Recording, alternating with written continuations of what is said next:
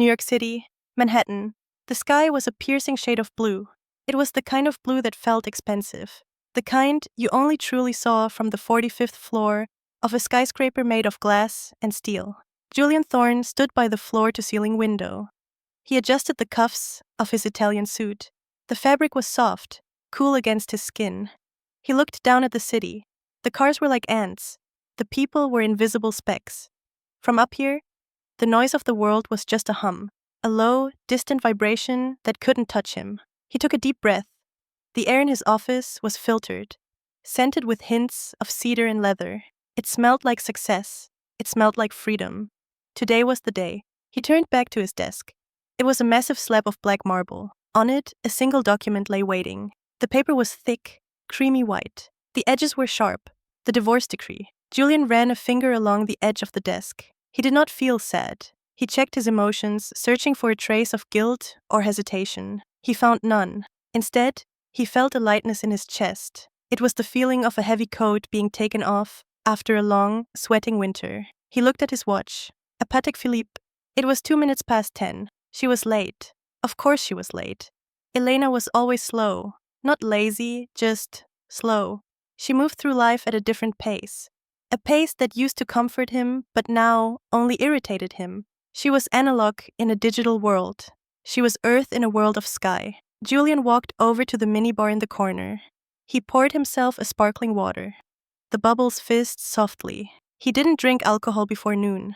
Not anymore. He needed to be sharp. He needed to be perfect. The intercom buzzed. The sound was polite but insistent. "Mr. Thorne?" The receptionist's voice said. "Mrs. Thorne is here, and Mr. Vane." "Send them in," Julian said. He did not correct her. She was still Mrs. Thorne, for another hour at least. He took a sip of water and set the glass down. He checked his reflection in the dark window one last time. No gray hairs visible. The jawline was still sharp. At 45, Julian looked better than he did at 30. He had worked hard for this. The gym at 5 in the morning, the keto diet, the tailored suits. He had reinvented himself. And Elena, she had stayed exactly the same. The heavy oak double doors opened. Marcus Vane entered first. Marcus was 50, balding, with eyes that had seen too many contracts and not enough sunlight. He carried a leather briefcase that looked heavy. He nodded at Julian, a tight professional nod. Then, Elena walked in. Julian felt a flicker of annoyance. She was wearing that beige cardigan, the one with the loose thread near the cuff. She wore gray slacks and sensible shoes. Her hair, once a vibrant chestnut, was pulled back in a loose, messy bun. Strands of gray were visible at her temples. She wore no makeup. Her face was pale, plain, unadorned. She looked like a librarian who had gotten lost in a corporate boardroom. She didn't look at the view. She didn't look at the expensive art on the walls. She looked straight at Julian. Her eyes were dark, calm, unsettlingly calm. "Hello, Julian," she said. Her voice was soft. It had a scratchy texture to it, like dry leaves. "Elena," Julian replied. He kept his tone even. "Thank you for coming. Please, sit." He gestured to the leather chairs in front of his desk. They were modern, low, and slightly uncomfortable by design. It was a power move. He wanted people to feel smaller when they sat before him. Elena sat down. She placed her hands in her lap. She didn't carry a purse. She didn't carry anything. Marcus sat next to her. He opened his briefcase and pulled out 3 copies of the agreement. The sound of papers shuffling was the only noise in the room. "Can I get you anything?" Julian asked. "Water? Coffee?" "No," Elena said. "Let's just get this done." Julian nodded. He appreciated the efficiency. "Good. Marcus, walk us through it one last time, just to be sure." Marcus cleared his throat. He looked nervous. Marcus had been their family lawyer for 15 years. He knew where the bodies were buried. He knew who had dug the graves. "All right," Marcus said. His voice was dry. "As previously discussed and agreed upon by both parties, this is a no-fault divorce. The assets have been divided according to the pre-negotiated terms." Marcus pushed a document toward Elena. "Elena," Marcus said, looking at her with a strange softness. "You receive the marital home in Scarsdale. You receive a lump sum payment of $2 million. You retain full custody of, well, there are no minor children, so that is moot. You waive all rights to future spousal support." Elena nodded. She didn't even look at the paper. "And regarding the company, Marcus continued, turning slightly toward Julian, then back to Elena. And you, Elena, agree to relinquish all shares, all voting rights, and all official titles associated with Thorn Legacy Group. You agree that Julian Thorn is the sole owner and operator of the entity. Yes, Elena said. Julian smiled. A small, tight smile. He couldn't help it. This was the victory lap. And, Marcus paused. He hesitated. He adjusted his glasses. There is the clause regarding intellectual property. Clause 14b. All current projects, including the Zenith Tower, remain the sole property of Thorn Legacy Group.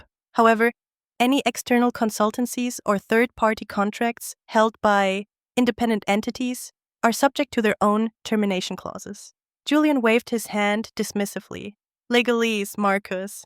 It means I keep the business. She keeps the house. Simple. Marcus looked at Julian. There was a warning in his eyes, but Julian was too busy looking at the finish line to see it. Technically, yes, Marcus said. But Julian, I need you to understand that the termination of the marriage triggers the automatic dissolution of certain unseen partnerships. The infrastructure relying on spousal privilege will... I know, Julian interrupted. He was impatient. He stood up and walked around the desk. He leaned against the edge, crossing his arms. He looked down at Elena. Elena doesn't care about the business, Marcus. Do you, Elena? Elena looked up at him. For a moment, the room felt cold. I care about the work, Julian, she said. I always cared about the work. The work is safe, Julian said. He tried to sound magnanimous. I built this company. I am the face of it. I am the drive behind it. You were a great support in the early days. I won't deny that. When we were starting out in that garage in Queens, you were helpful. Helpful, Elena repeated. The word hung in the air. Yes, but we've grown, Julian said. He spread his arms, encompassing the office, the view, the empire. I've grown. And you want a quiet life. You want your garden. You want to read your books. I'm giving you that freedom, Elena. I'm giving you exactly what you want. Elena studied his face. She looked at him as if he were a building with a structural flaw that only she could see. You think you built this alone, she said. It wasn't a question. I did build this, Julian snapped. His ego flared. I took the meetings. I shook the hands. I secured the loans. I was the one out there, Elena, while you were at home. I was at home, Elena agreed. Drafting. Doodling, Julian corrected her. He laughed. A short, sharp bark. You were sketching. I was building. There is a difference. He picked up a pen. It was a Mont Blanc, heavy and black with gold trim. He held it out to her. Sign it, Elena. Let's both be free. Elena took the pen. Her hand was steady. She didn't tremble. She didn't hesitate. She leaned forward and signed her name, Elena Thorn. The letters were neat, precise, almost architectural. Then she pushed the papers to him. Julian grabbed the pen. He signed his name with a flourish, a big, bold signature that took up too much space. Julian Thorn. It was done. The silence returned. But it felt different now. It felt final. Marcus gathered the papers quickly, as if he wanted to get them out of sight. I will file these with the court immediately. The decree will be final by the end of the day. Elena stood up. She smoothed down her cardigan. Well, Julian said. He felt a sudden, awkward need to say something profound. I wish you the best, Elena. I really do. The check is already deposited in your account. You won't have to worry about money. Elena looked at him. A small, sad smile touched her lips. It wasn't the smile of a victim. It was the smile of someone watching a child run toward a cliff. I'm not worried about money, Julian, she said. Good, Julian said. I'm worried about you, she added. Julian laughed. He couldn't help it. About me? I'm on top of the world, Elena. We just secured the funding for the Zenith. It's going to be the tallest residential tower in Tribeca. My name will be on the skyline forever. You don't need to worry about me. Elena walked toward the door. She stopped with her hand on the brass handle. She didn't turn back. The Zenith, she murmured. It's a beautiful design. Very ambitious. It's a masterpiece, Julian said. Just remember, Elena said softly, a tower is only as strong as the ground it sits on, and the ground can shift. Is that a threat? Julian asked, his eyes narrowing. Elena turned then. She looked at him one last time. There was no anger in her eyes, only a profound pity. No, Julian, it's physics. She opened the door and walked out. The heavy door, clicked shut behind her. Julian stared at the closed door. He felt a strange vibration in his chest. Was it fear? No. Impossible. It was adrenaline. It was excitement. She's gone, he whispered to himself. She's gone, Marcus repeated. The lawyer was still standing there, clutching his briefcase. He looked pale. Cheer up, Marcus, Julian said, clapping the lawyer on the shoulder. Why do you look like someone died? This is a birthday, a rebirth. Julian, Marcus said slowly, did you read the addendum about the ET Trust? The holding company that manages the environmental permits? Marcus, please, Julian groaned. He walked back to the window. Not today. I pay you to read the fine print. Just tell me we own the Zenith. We own the land, Marcus said carefully. And we own the brand name. Then that's all that matters, Julian declared. Everything else is just paperwork, details. We can hire people to handle details. He looked out at the city again. The sun was higher now. The light was blinding. You can go, Marcus. File the papers. And Marcus? Yes? Send Sierra in on your way out. Marcus stiffened. He looked at the closed door where Elena had just exited. Then he looked at Julian. He opened his mouth to say something, then closed it. He shook his head slightly. As you wish, Julian. Marcus left. Julian was alone again, but not for long. He went to his desk and opened the bottom drawer. He pulled out a small velvet box. It was deep blue. He opened it. Inside sat a diamond the size of a quail's egg. It was flawless. It glittered aggressively under the office lights. He had bought it 3 months ago. He had been waiting for this exact moment. The door opened again. The atmosphere in the room changed instantly. If Elena was a calm, gray shadow, Sierra was a supernova. Sierra Voss walked in. She was 26. She was wearing a red dress that was tailored to perfection, hugging every curve. Her hair was blonde, cascading in carefully styled waves. She wore red lipstick. She smelled of vanilla and expensive perfume. She didn't walk. She strutted. She carried a tablet in one hand, but she wasn't looking at it. She was looking at Julian with hungry eyes. Is she gone? Sierra asked. Her voice was bright, musical. She's gone, Julian said. He felt his pulse quicken. This was what he wanted. Energy, youth, vitality. Sierra dropped the tablet on the sofa and ran to him. She threw her arms around his neck. Julian caught her, lifting her slightly off the ground. She laughed. Did she cry? Sierra asked, pulling back to look at him. No, Julian said. She was Elena, boring to the end. Good, Sierra said. She kissed him. It was a passionate, demanding kiss. I don't want any ghost in here. This is our kingdom now. Our kingdom, Julian repeated. He liked the sound of that. He set her down. He took a step back. His heart was hammering. He felt like a teenager. Sierra, he said. His voice trembled slightly. I told you that today was the beginning of a new chapter. Yes, she smiled, tilting her head. But I don't want a chapter, Julian said. I want a whole new book. He dropped to one knee. Sierra gasped. Her hands flew to her mouth. Her eyes went wide. It was a perfect reaction, cinematic. Julian, he held up the blue velvet box. The diamond caught the sunlight from the window and scattered rainbows across the ceiling. Sierra Voss, Julian said, you are the muse I've been waiting for. You are the fire I was missing. Will you marry me? Will you help me build the greatest legacy this city has ever seen? Yes, Sierra screamed.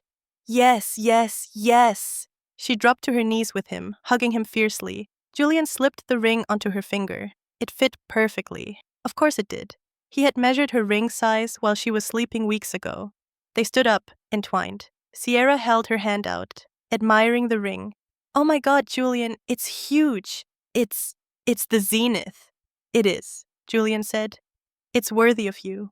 We have to celebrate, Sierra said, her eyes shining. We have to tell everyone. I want a party. Tonight. Tonight? Julian laughed. That's fast. Why wait? Sierra said. She walked over to his desk, his sacred workspace, and sat on the edge of it, crossing her legs. She picked up his phone. I'm calling the PR team. We'll do a press release. CEO Julian Thorne, newly single and ready to conquer. And then we announced the engagement. Julian hesitated for a split second. A tiny voice in the back of his head, perhaps the voice of the old Julian, the one who worked in a garage, whispered that this was tacky, that the ink on the divorce papers wasn't even dry. But then he looked at Sierra. She was glowing. She was the trophy he had won. Why hide it? Do it, Julian said. Tell them. Tell the world. Sierra began typing furiously on the phone. I'm going to book the rooftop at the Pierre, champagne, caviar, all the investors, all the press. Julian watched her. He felt powerful. He had traded a beige cardigan for a red dress. He had traded silence for applause. He walked back to the window. The city looked different now. Before, it was just a view. Now, it was a stage. His phone buzzed in Sierra's hand. Oh, she said, frowning slightly. You got an email. Ignore it, Julian said. It looks technical, Sierra said, reading the screen. System notification. Admin access revoked for user E. Thorne. Transfer of digital assets initiated. What does that mean? Julian shrugged. It means it is doing their job. They are scrubbing her from the system, cutting her access to the company servers. Standard procedure. It says, warning, critical dependencies may be affected. Sierra read. She looked up. Critical dependencies? Computer jargon, Julian said. He walked over and took the phone from her hand. He didn't even look at the email. He swiped it away. Delete. Don't worry about it, baby, he said. The IT guys know what they're doing. Today isn't about servers, it's about us. He kissed her again, silencing any further questions. But deep inside the server room, 20 floors below them, a red light began to blink. It was a small light, unnoticed. The server rack labeled Architectural Core hummed. A script, written 15 years ago, began to execute. It wasn't a virus, it wasn't malware, it was a simple ownership protocol. If user eThorn status equals disconnected. Then, retrieve all user-owned assets. Action, encrypt and archive. Julian didn't know it, but as he kissed his new fiancée, the digital foundation of his company was beginning to dissolve. The blueprints for the Zenith, the complex load-bearing calculations, the environmental impact studies, files that he assumed belonged to the company, were quietly packing their bags. Sierra pulled away, breathless. I have to go get ready. I need a new dress for tonight. Something white? Or silver? Silver, Julian said. Like the tower. Perfect, she said. She grabbed her tablet. I'll see you at 7. Don't be late, Mr. CEO. I'm never late, Julian said. She blew him a kiss and left the office. The room was quiet again, but it was a different kind of quiet. It was the quiet of a room that had just been shouted in. Julian sat down in his leather chair. He spun it around to face the window. He closed his eyes. He imagined the Zenith Tower rising into the clouds. He imagined the ribbon-cutting ceremony. He imagined Sierra standing next to him, holding the golden scissors. He was the king of New York. He opened his eyes and looked at his reflection in the glass. You won, he said to himself. But the reflection seemed to look past him. It seemed to look at the empty chair where Elena had sat. He shook his head. Stop it, he muttered. He reached for the phone to call his broker. He wanted to buy more shares of his own company. He wanted to bet on himself. As he dialed, he noticed a small sticky note on the underside of his desk lamp. It was yellow, faded. It had been there for years. He had stopped noticing it a decade ago. It was Elena's handwriting, just 3 words. Gravity always wins. He stared at the note. He remembered when she wrote it. It was the night they almost went bankrupt in 2010. She had sat up all night recalculating the stress loads for the Riverside project. She had saved the building from collapsing. She had pasted that note there to remind him to be humble. Julian peeled the sticky note off the lamp. The glue was dry. It came off easily. He crumbled the yellow paper into a ball. Not today, he said. He tossed the paper ball into the wastebasket. It hit the rim and fell in. A perfect shot. Julian smiled. He leaned back in his chair, putting his feet up on the desk. The sun began to set, turning the sky from blue to a bruised purple. The city lights flickered on, one by one. Down on the street, Elena Thorne walked out of the building. She wrapped her cardigan tighter around herself against the wind. She didn't look up at the 45th floor. She walked to the subway station. She swiped her card. She disappeared into the crowd. Up in the tower, Julian poured himself a scotch. The ice clinked against the glass. The celebration was about to begin.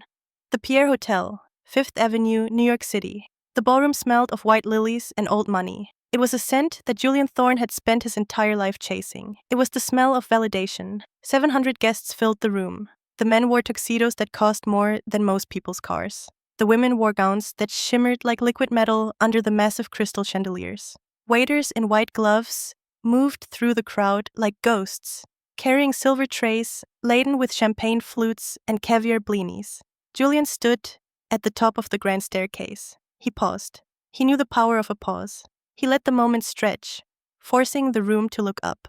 Beside him, Sierra Voss was a vision in silver. Her dress was a masterpiece of modern design, structured yet fluid, catching the light with every breath she took. She didn't look nervous. She looked hungry. She looked like she had been born on this staircase, waiting for this specific moment to descend. "Ready?" Julian whispered. "I was born ready," Sierra whispered back. Her smile was blinding. They began to walk down. The applause started as a ripple near the front and quickly swelled into a roaring wave. Flashbulbs popped, creating a stroboscopic effect that made the world feel disjointed, like a series of frozen photographs. Julian squeezed Sierra's hand. This was it. This was the narrative he wanted. The titan of industry and his muse. The past was dead. Elena, with her beige cardigans and her sensible shoes, was a faded memory. This noise, this light, was the future. As they reached the bottom of the stairs, the crowd parted. Hands reached out to touch Julian's shoulder, to pat his back. Voices called his name. "Congratulations, Julian. Incredible news about the Zenith. You look 10 years younger, man." Julian soaked it in. He nodded. He smiled. He shook hands with senators, with hedge fund managers, with real estate tycoons who used to look down on him when he was just a contractor from Queens. Now they looked at him with envy. He felt invincible. "Let's get a drink," Sierra said, pulling him toward the bar.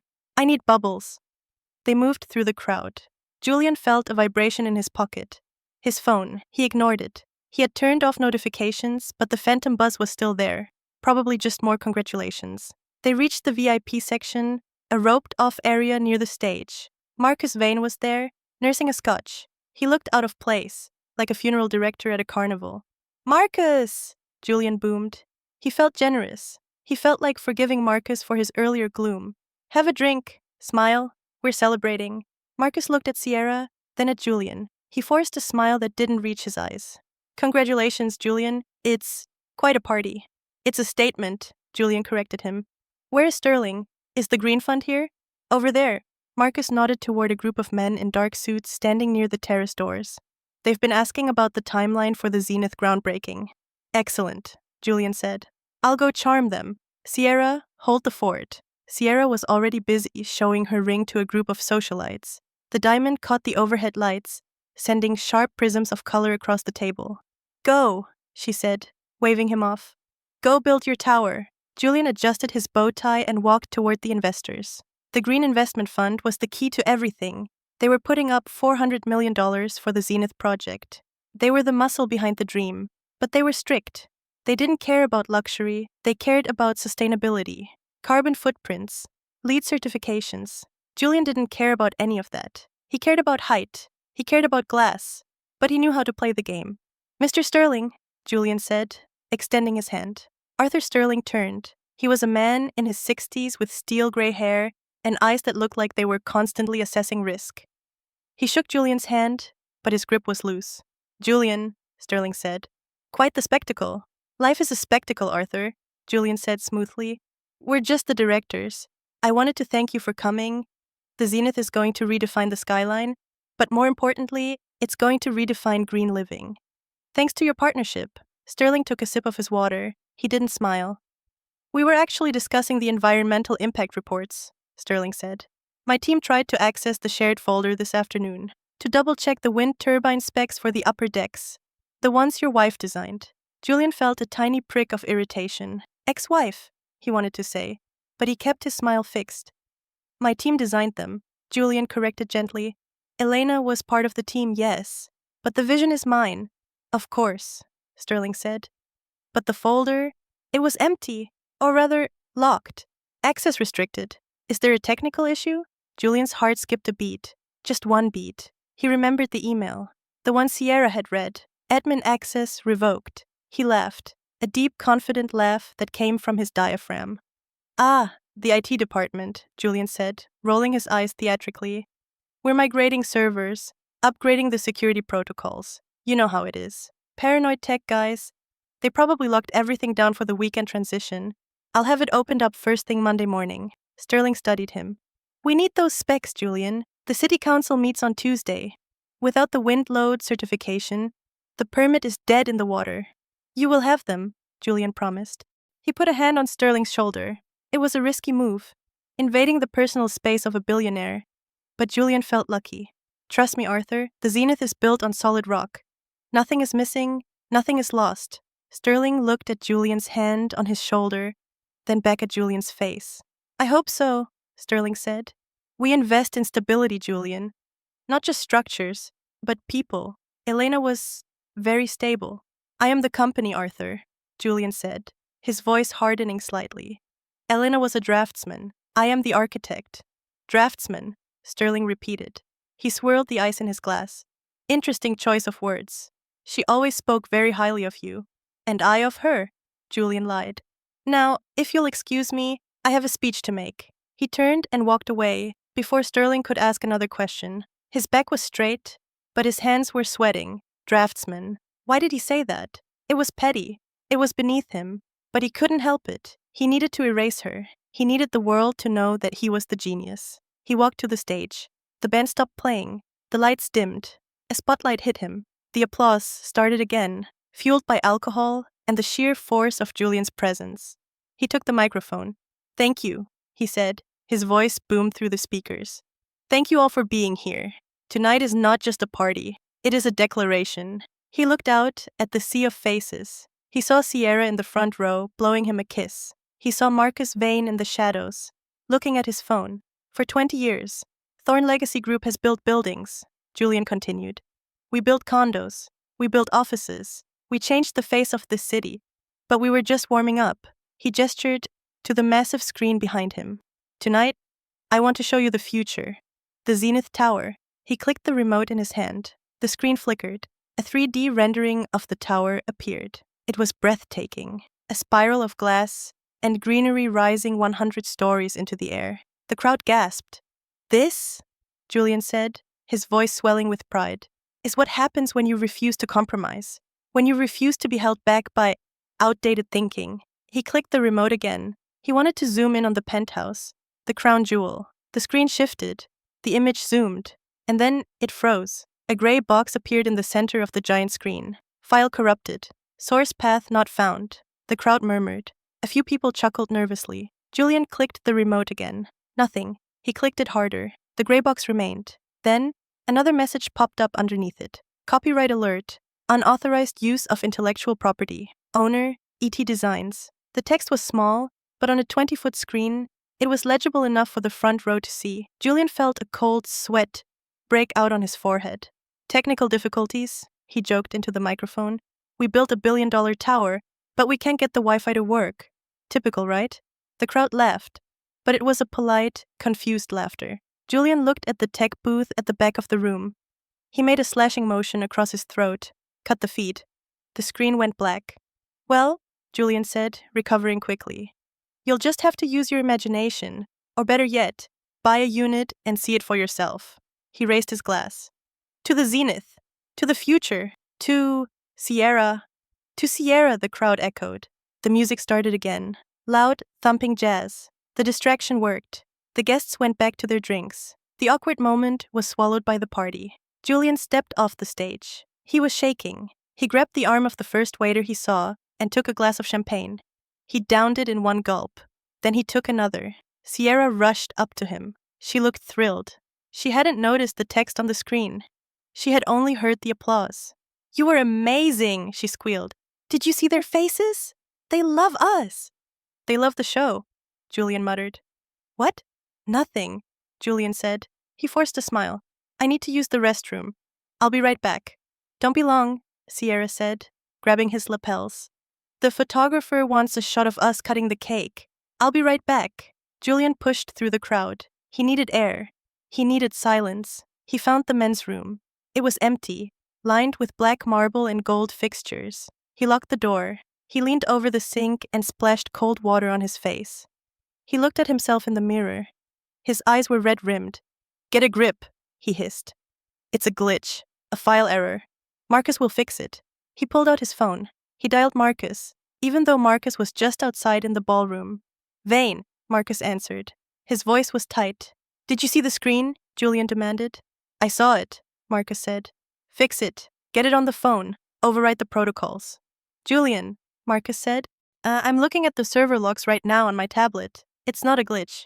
What is it then? The files aren't corrupted, Marcus said slowly. They've been repossessed. Repossessed? That's not a thing for digital files, Marcus. We own them. We own the final renders, Marcus explained.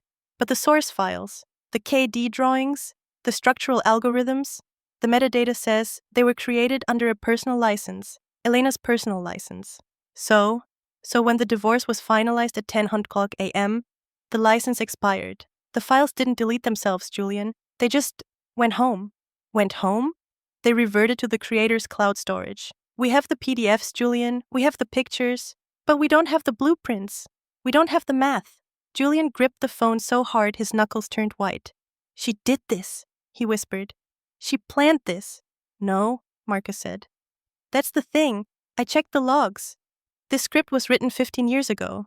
It's a standard clause she put in when she set up the server. In the event of dissolution of partnership, it's automatic. She probably forgot it even existed. Julian stared at his reflection. She probably forgot it even existed. That was worse. If she had done it out of malice, he could fight her. He could understand it. But if it was just automatic, if it was just the universe correcting itself, get them back, Julian snarled. Heck it. Steal it. I don't care. I have Sterling asking about windloads. I can't show him a PDF. I'll try, Marcus said. But Julian, the encryption key, it's biometric. Biometric? It requires a retinal scan, or a fingerprint, from the creator. Julian hung up. He threw the phone onto the marble counter. It slid and hit the gold faucet with a loud clack. He breathed heavily. He felt like the walls were closing in. Someone knocked on the door. Julian? Are you in there? It was Sierra. Julian straightened up. He dried his face with a plush towel. He put his mask back on. The mask of the CEO. The mask of the winner.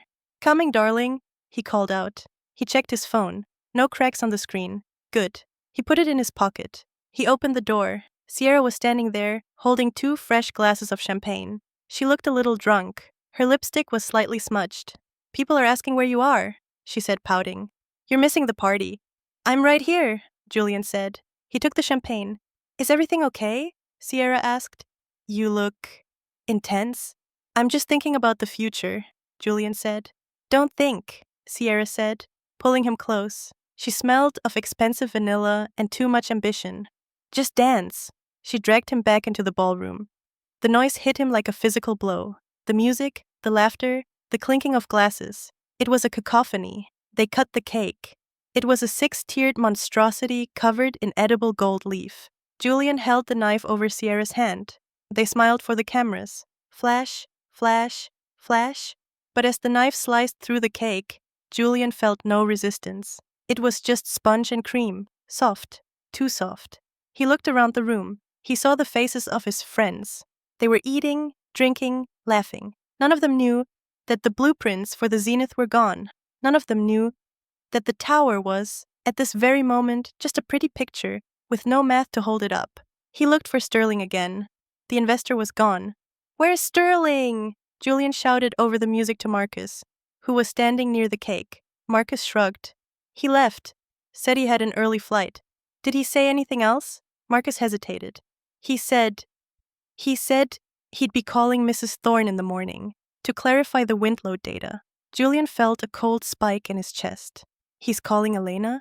He said she's the only one who understands the soul of the building. Julian slammed his champagne glass down on a table. It didn't break, but the liquid sloshed over the side, staining the white tablecloth. I am the soul of the building, he shouted. A few people turned to look. Sierra laughed nervously. He's passionate.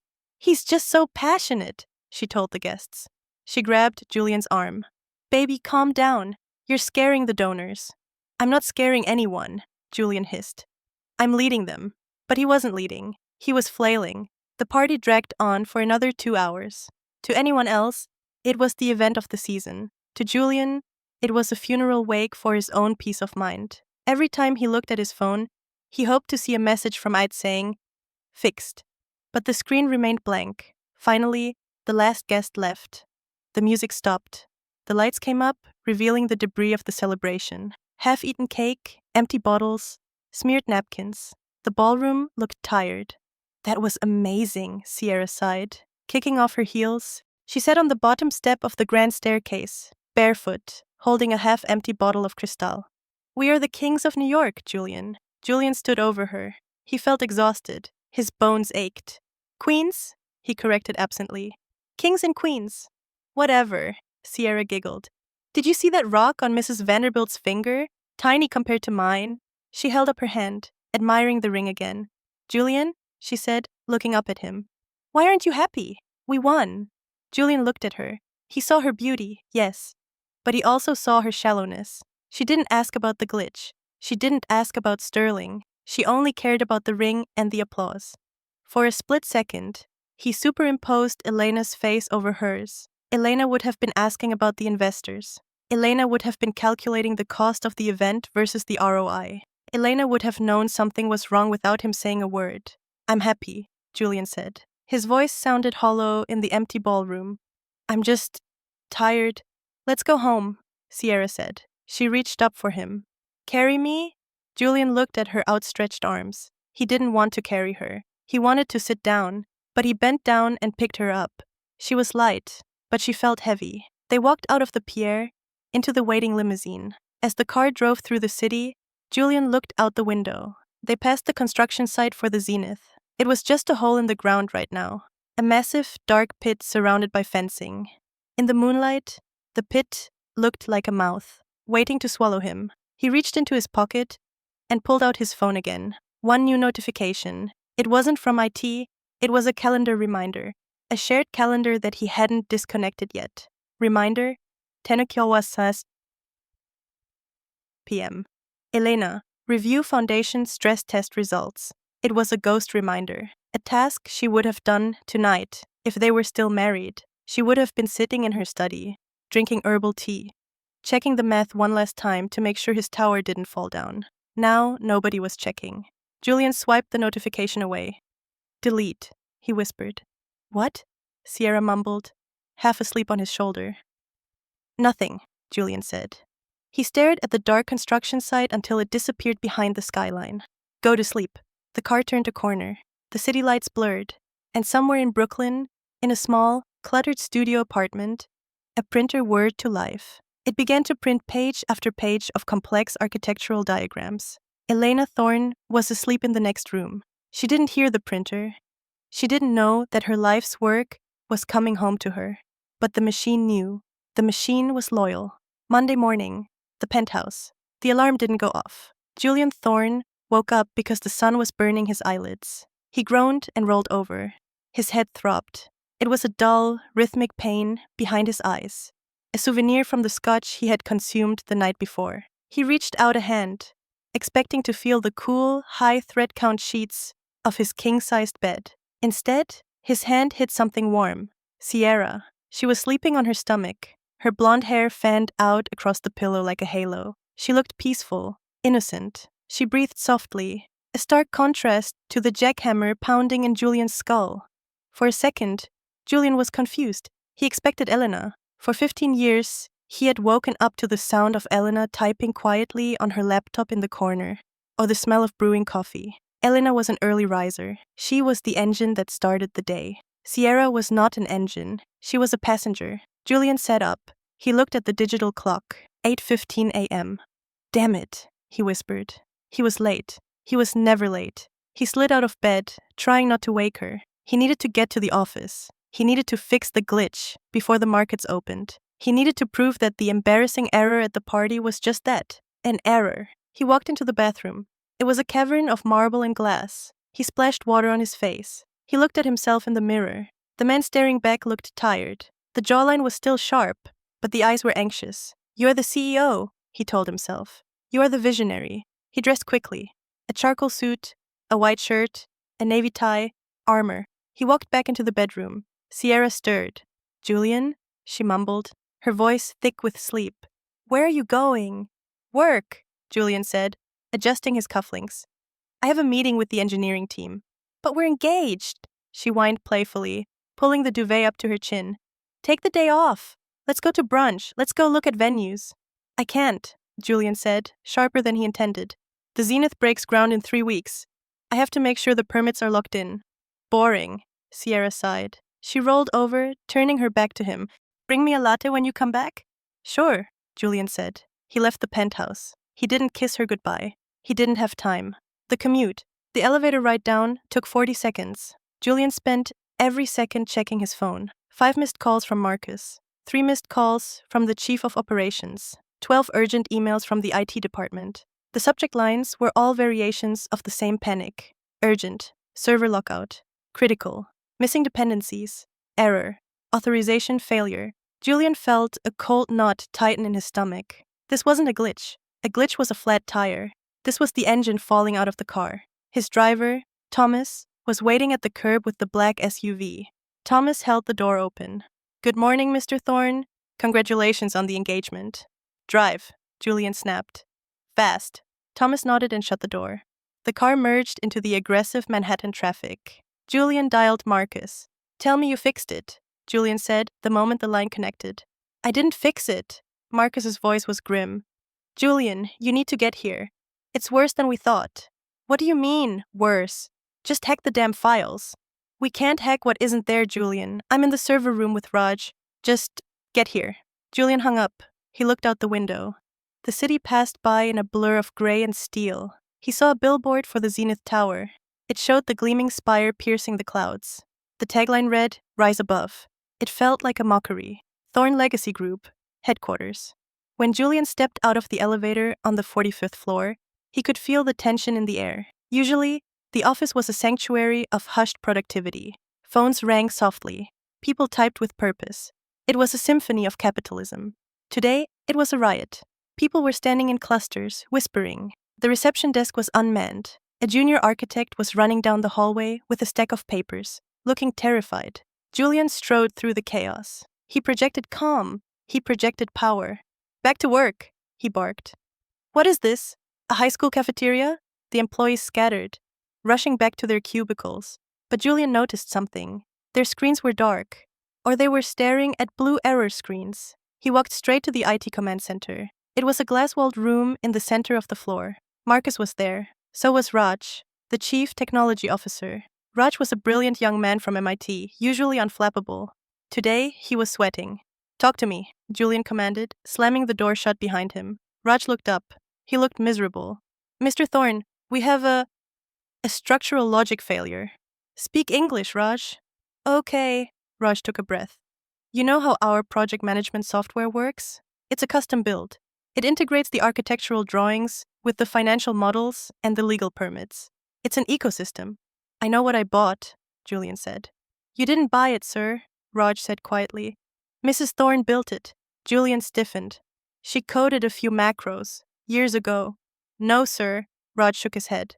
She built the kernel, the core architecture, the system that tracks every beam, every bolt, every dollar of the Zenith project. It runs on a proprietary algorithm she wrote called the Foundation. So, Marcus interjected, stepping forward. The algorithm is linked to her user profile, specifically her biometric ID. When her profile was deactivated yesterday, the Foundation locked itself. Julian stared at them. Are you telling me my entire company is held hostage by a password? Not a password, Raj said. A logic gate. The system thinks it's under attack because the administrator, Elena, is gone, so it initiated a defense protocol. It quarantined all the active project files to protect them from unauthorized users. I am not an unauthorized user, Julian shouted. I am the CEO. To the software, you are user level 1-1, Raj said apologetically. Elena was user root. You have read-only access. She has write access. Julian paced the small room. He felt like a caged animal. Can we bypass it? We're trying, Raj said. But the encryption is military grade. If we force it, the system might interpret it as a hostile breach and, well, delete the data permanently. The Scorched Earth Protocol. Julian stopped pacing. He felt dizzy. Scorched Earth? It wipes the drives, Marcus confirmed. To protect the intellectual property. Julian leaned against the glass wall. He looked out at his office floor. His empire. It was paralyzed. A billion-dollar company brought to its knees because he had underestimated the woman who sat quietly next to him for 15 years. Call her, Marcus said softly. Julian whipped his head around. What? Call Elena, Marcus said. Ask her for the key. She's not vindictive, Julian. She's reasonable. If you ask her nicely, she'll probably just give it to you. Julian felt a surge of bile in his throat. Call her? Today? The day after he announced his engagement to Sierra? Call her and admit that he was helpless without her? Admit that the great Julian Thorne didn't know how to run his own machine? No, Julian said. Julian, be practical, Marcus urged. We have the city council inspection at 4 p.m. They need the environmental impact assessment. That file is inside the quarantine. If we don't present it, they pull the permit. The Zenith dies today. I said no! Julian slammed his hand on the table. The room went silent. I will not go crawling back to her less than 24 hours after the divorce, Julian hissed. I will not give her the satisfaction of knowing she crippled us. She didn't do it on purpose, Raj murmured. It doesn't matter, Julian snapped. It's about leverage. If I call her, she wins. She owns me. So what's the plan? Marcus asked, his voice cold. Magic? Julian straightened his jacket. He took a deep breath. He forced his brain to work. He was a deal maker. He was a shark. He always found a way. We recreate it, Julian said. What? Raj asked. The environmental impact assessment, Julian said. It's just data, right? Wind speeds, shadow casting, carbon emissions. We have the raw data somewhere else, don't we? We have the raw surveys, Raj said hesitantly. But the calculations, the complex modeling, that was in the file. Then we redo the math, Julian ordered. Get the engineering team, get the interns, get everyone. I don't care if they have to use calculators and pencils. We have 6 hours. Rebuild the report. Julian, Marcus warned. That report took Elena 3 months to compile. You want to redo it in 6 hours? It will be full of errors. It just needs to look good enough for the council, Julian said. His eyes were hard.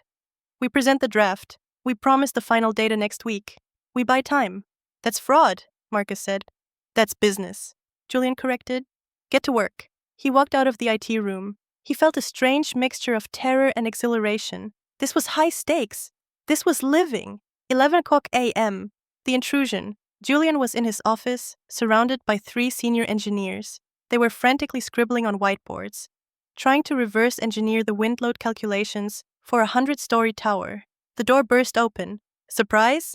It was Sierra. She breezed in, carrying a tray of Starbucks coffees and a large portfolio case. She was wearing a white pantsuit and oversized sunglasses. The engineers looked up, startled. Julian dropped his marker. Sierra, Julian said, trying to mask his irritation. I'm in a meeting. I know, she smiled, placing the coffees on his desk right on top of a pile of blueprints. But I had an epiphany for the lobby. She opened her portfolio. Fabric swatches spilled out. Velvet, silk, leather. So, she began, ignoring the stressed engineers. The current lobby design is very cold, very masculine, stone and steel. I was thinking, since we are the face of the brand now, we need something softer, warmer, like blush velvet ottomans and a living wall of orchids. Julian stared at the fabric swatches. Orchids, he repeated. Yes, it says welcome home, not just welcome to a bank, don't you think? She held up a piece of pink velvet against the dark wood of the office. Julian looked at the engineers. They were waiting for him to tell them the coefficient of friction for the steel beams. They were trying to keep the building from falling down. And Sierra was talking about orchids. For the first time, Julian saw the gap. The massive, unbridgeable canyon between the partner he had and the partner he needed. Elena never interrupted meetings. Elena knew that living walls required expensive irrigation systems that compromised the foundation integrity. Elena knew the cost of things, not just the price. Sierra, Julian said, his voice tight. Not now. But the decorator is waiting downstairs, Sierra pouted. I told him you'd sign off on the budget. What budget? Just a small renovation for the reception area to match our new vibe. Julian closed his eyes. Get out. Excuse me? Sierra's smile faltered. I said get out. Julian opened his eyes. They were cold. Take your swatches. Take your coffee and leave. I'm trying to save this company from drowning, and you're talking about flowers. Sierra recoiled as if he had slapped her. Her eyes filled with tears. You don't have to be mean, she whispered. I was just trying to help. You're not helping, Julian said. You're in the way. Sierra grabbed her bag. She glared at him, a flash of genuine anger replacing the hurt. You're stressed, she snapped. Call me when you're done playing God. She spun around and stormed out. The room was silent. The engineers looked at their shoes. Where were we? Julian asked, picking up his marker. His hand was shaking. Wind loads, one engineer whispered. 1:00 p.m. The contrast. Across the river in Brooklyn. The studio apartment was small, but it was flooded with light. It was a converted warehouse space with high ceilings and exposed brick. Elena sat at a large drafting table. The room was quiet, save for the hum of a high-end plotter printer and the sound of classical music playing softly from a radio. The floor was covered in paper.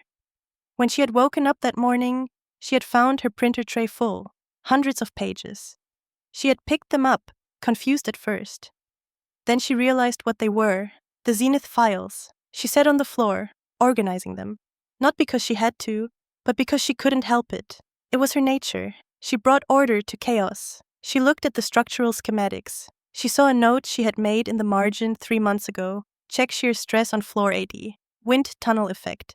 She wondered if Julian had checked it. She knew he hadn't. He was too focused on the height, the glory. She picked up her phone. She hesitated. She could call him. She could tell him, Julian, you need to reinforce the truss on the 80th floor, or the windows will blow out in a storm. She could tell him, Julian, the password to unlock the server is the date we opened our first bank account. She looked at the phone screen. It was blank, no missed calls, no messages. He hadn't called. Elena put the phone down. He has to learn, she said to the empty room. She wasn't being cruel. She was being a mother watching a child refuse to wear a coat in winter. You can't force them. They have to feel the cold. She turned back to her own work. She was sketching a design for a community library in the Bronx. Small budget, big impact. It was work that mattered. She took a sip of tea. It was calm here. 3:30 p.m. The desperation. Back in the tower, the atmosphere was toxic. The team had cobbled together a report. It was a Frankenstein monster of old data, guesses, and hurried calculations. It looks plausible, Raj said, looking at the printout. But if they run a simulation, if they check the math deeply, we're dead. They won't, Julian said. He was sweating through his shirt. They're bureaucrats. They check the boxes. Title, check. Date, check. Signature, check. Who's going to sign it? Marcus asked. Julian froze. The report required the signature of the lead architect. Technically, that was still Elena on the official paperwork filed with the city last year. If Julian signed it, it would be a discrepancy. If he forged Elena's signature, it was a felony. I'll sign it as acting lead, Julian said. You're not a licensed architect, Julian, Marcus reminded him. You're a developer. You have an MBA, not a B.Arch. I have a staff of architects, Julian shouted. One of you sign it. He looked at the 3 senior engineers. They took a collective step back. They knew the risks. If the building failed, the signer went to jail. Cowards, Julian spat. All of you. He looked at the clock. 3:45 p.m. The courier was waiting to take the documents to City Hall. Give it to me, Julian said. He took the pen. He looked at the signature line, certified by lead architect. He signed his own name, Julian Thorne. Then, he took a second pen, a red one. He crossed out lead architect and wrote CEO and visionary director. It was a bluff, a massive, arrogant bluff. He was betting that his fame, his money, and his sheer force of personality would make the clerk at City Hall overlook the regulations. Send it, Julian said, shoving the papers at his assistant. Julian, Marcus said, his voice low. If this gets rejected, or worse, if it gets approved and something goes wrong, insurance won't cover us. You just voided our liability policy. The building won't fall down, Marcus, Julian said. It's steel and concrete. Physics doesn't care about paperwork. Physics cares about precision, Marcus said. And we just sent a rough draft to build a skyscraper. Julian collapsed into his chair. He loosened his tie. He felt exhausted. It's done, Julian said. Everyone get out. Go home. The staff fled. They ran from the room like rats leaving a sinking ship. Julian was alone. He looked at the empty office. The sun was setting, casting long, red shadows across the floor. The silence returned, but it wasn't the silence of peace. It was the silence of a bomb that had stopped ticking and was now just waiting to explode. His phone buzzed. A text from Sierra. "Dinner at Nobu? I'm sorry I yelled. Let's celebrate the permit. Love you." Julian stared at the text. Celebrate. He realized then that he was trapped. He was on a high-speed train that he couldn't stop. He had the girl, he had the tower, he had the freedom, and he had never been more terrified in his life. He typed back, "Can't. Late night at the office. Start without me." He put the phone down. He walked to the window and looked down at the city. Somewhere out there, Elena was probably eating a simple dinner, reading a book, sleeping soundly. "I don't need you," Julian whispered to the glass, but the glass reflected his face, and his eyes screamed the opposite. 6 months later, the sky. The noise was the first thing. It was a rhythmic, mechanical heartbeat that echoed through the canyons of Tribeca. Thud, thud, thud. The sound of pile drivers, the sound of cranes, the sound of money being turned into matter. The Zenith Tower was rising. It was already at the 50th floor, a skeleton of rust-colored steel and gray concrete, climbing aggressively toward the sun. From the street, it looked impressive. It looked like a monument to human will. The construction elevators zipped up and down like busy insects. Sparks from welding torches showered down like golden rain. Julian Thorne stood on the 45th deck. The wind up here was violent. It whipped his tie over his shoulder and slapped his cheeks. He adjusted his hard hat. It wasn't the scuffed yellow plastic hat of a laborer. It was custom-made, white carbon fiber, with CEO stenciled in silver on the front. He took a deep breath. The air smelled of wet cement and ozone. To Julian, it was the finest perfume in the world. "We are 2 days ahead of schedule on the pouring," a voice shouted over the wind. It was O'Malley, the site foreman. O'Malley was a man carved out of granite. He had been building skyscrapers in New York for 30 years. He had hands the size of shovels and eyes that didn't miss a crooked bolt. "Excellent," Julian shouted back. "Keep pushing. I want the skeletal top out by Christmas." "We can push," O'Malley said, stepping closer. He didn't look happy. "But Julian, I need to talk to you about the steel specs on the west face." "What about them?" "They're groaning," O'Malley said. Julian laughed. "Steel doesn't groan, O'Malley. It settles. It adjusts. It's a living thing." "No," O'Malley said flatly. "I know settling. This isn't settling. It's complaining. The wind load on this side is higher than the charts said. When the gusts hit 40 miles an hour, the girders are flexing, more than they should." Julian felt a familiar tightening in his stomach. The ghost of the missing data. The Frankenstein report he had signed 6 months ago. "The charts are correct," Julian lied. He had told the lie so many times now that it almost felt like the truth. "We ran the simulations. It's within tolerance." "I'm telling you," O'Malley insisted, pointing to a massive joint where 2 beams met. "The rivets are under too much tension. If we get a real storm, or if we add more weight—" "We aren't adding more weight," Julian snapped. "The design is locked. Just build it, O'Malley. Stop worrying about the math. That's my job." O'Malley spat on the concrete floor. "Your job is to sign the checks, boss. My job is to make sure this thing doesn't kill my guys." "It won't," Julian said. He turned away, dismissing the man. "Just get it done." He walked to the edge of the deck. There was no glass yet, just a safety cable. He leaned against the railing, looking down 50 stories to the street. The cars were tiny. The people were nothing. He felt a vibration in the soles of his feet, a low, humming tremor. Gravity always wins. He shook his head, physically shaking the thought away. He was Julian Thorne. He had beaten the divorce. He had beaten the city council. He had beaten the IT lockout. He could beat gravity. The showroom. Ground level. An hour later, Julian walked into the Zenith Sales Center. It was a temporary structure built next to the construction site, but it was more luxurious than most mansions. Inside, it was cool and quiet. A large-scale model of the finished tower stood in the center, lit by spotlights. Sierra was there. She was standing with a team of interior designers. She looked different than she had 6 months ago. Harder, shinier. She wore a white suit that cost more than O'Malley made in a year. Her hair was pulled back tight. She was pointing at a display of stone samples. "No," Sierra was saying. "It's too pedestrian." But Ms. Voss, the designer said gently, this is Italian Carrara marble. It's the standard for high-end lobbies. Standard means boring, Sierra declared. She picked up a slab of stone that was dark, swirled with gold and purple veins. It looked heavy, dense. I want this, black onyx, for the entire lobby floor. And the walls, and the elevator banks. Julian approached them. That's onyx, Julian said. Sierra turned. Her face lit up, but it was a practiced lighting. Julian, look, isn't it dramatic? It's moody, it's sexy, it screams power. It screams expensive, Julian said, touching the stone. Sierra, onyx is 3 times the price of Carrara. And it's softer. It scratches. We'll seal it, she waved her hand. But look at the color. And the weight, Julian added. His mind raced. If you clad the walls in this, that's tons of extra dead load. The lobby supports were calculated for limestone or wood paneling.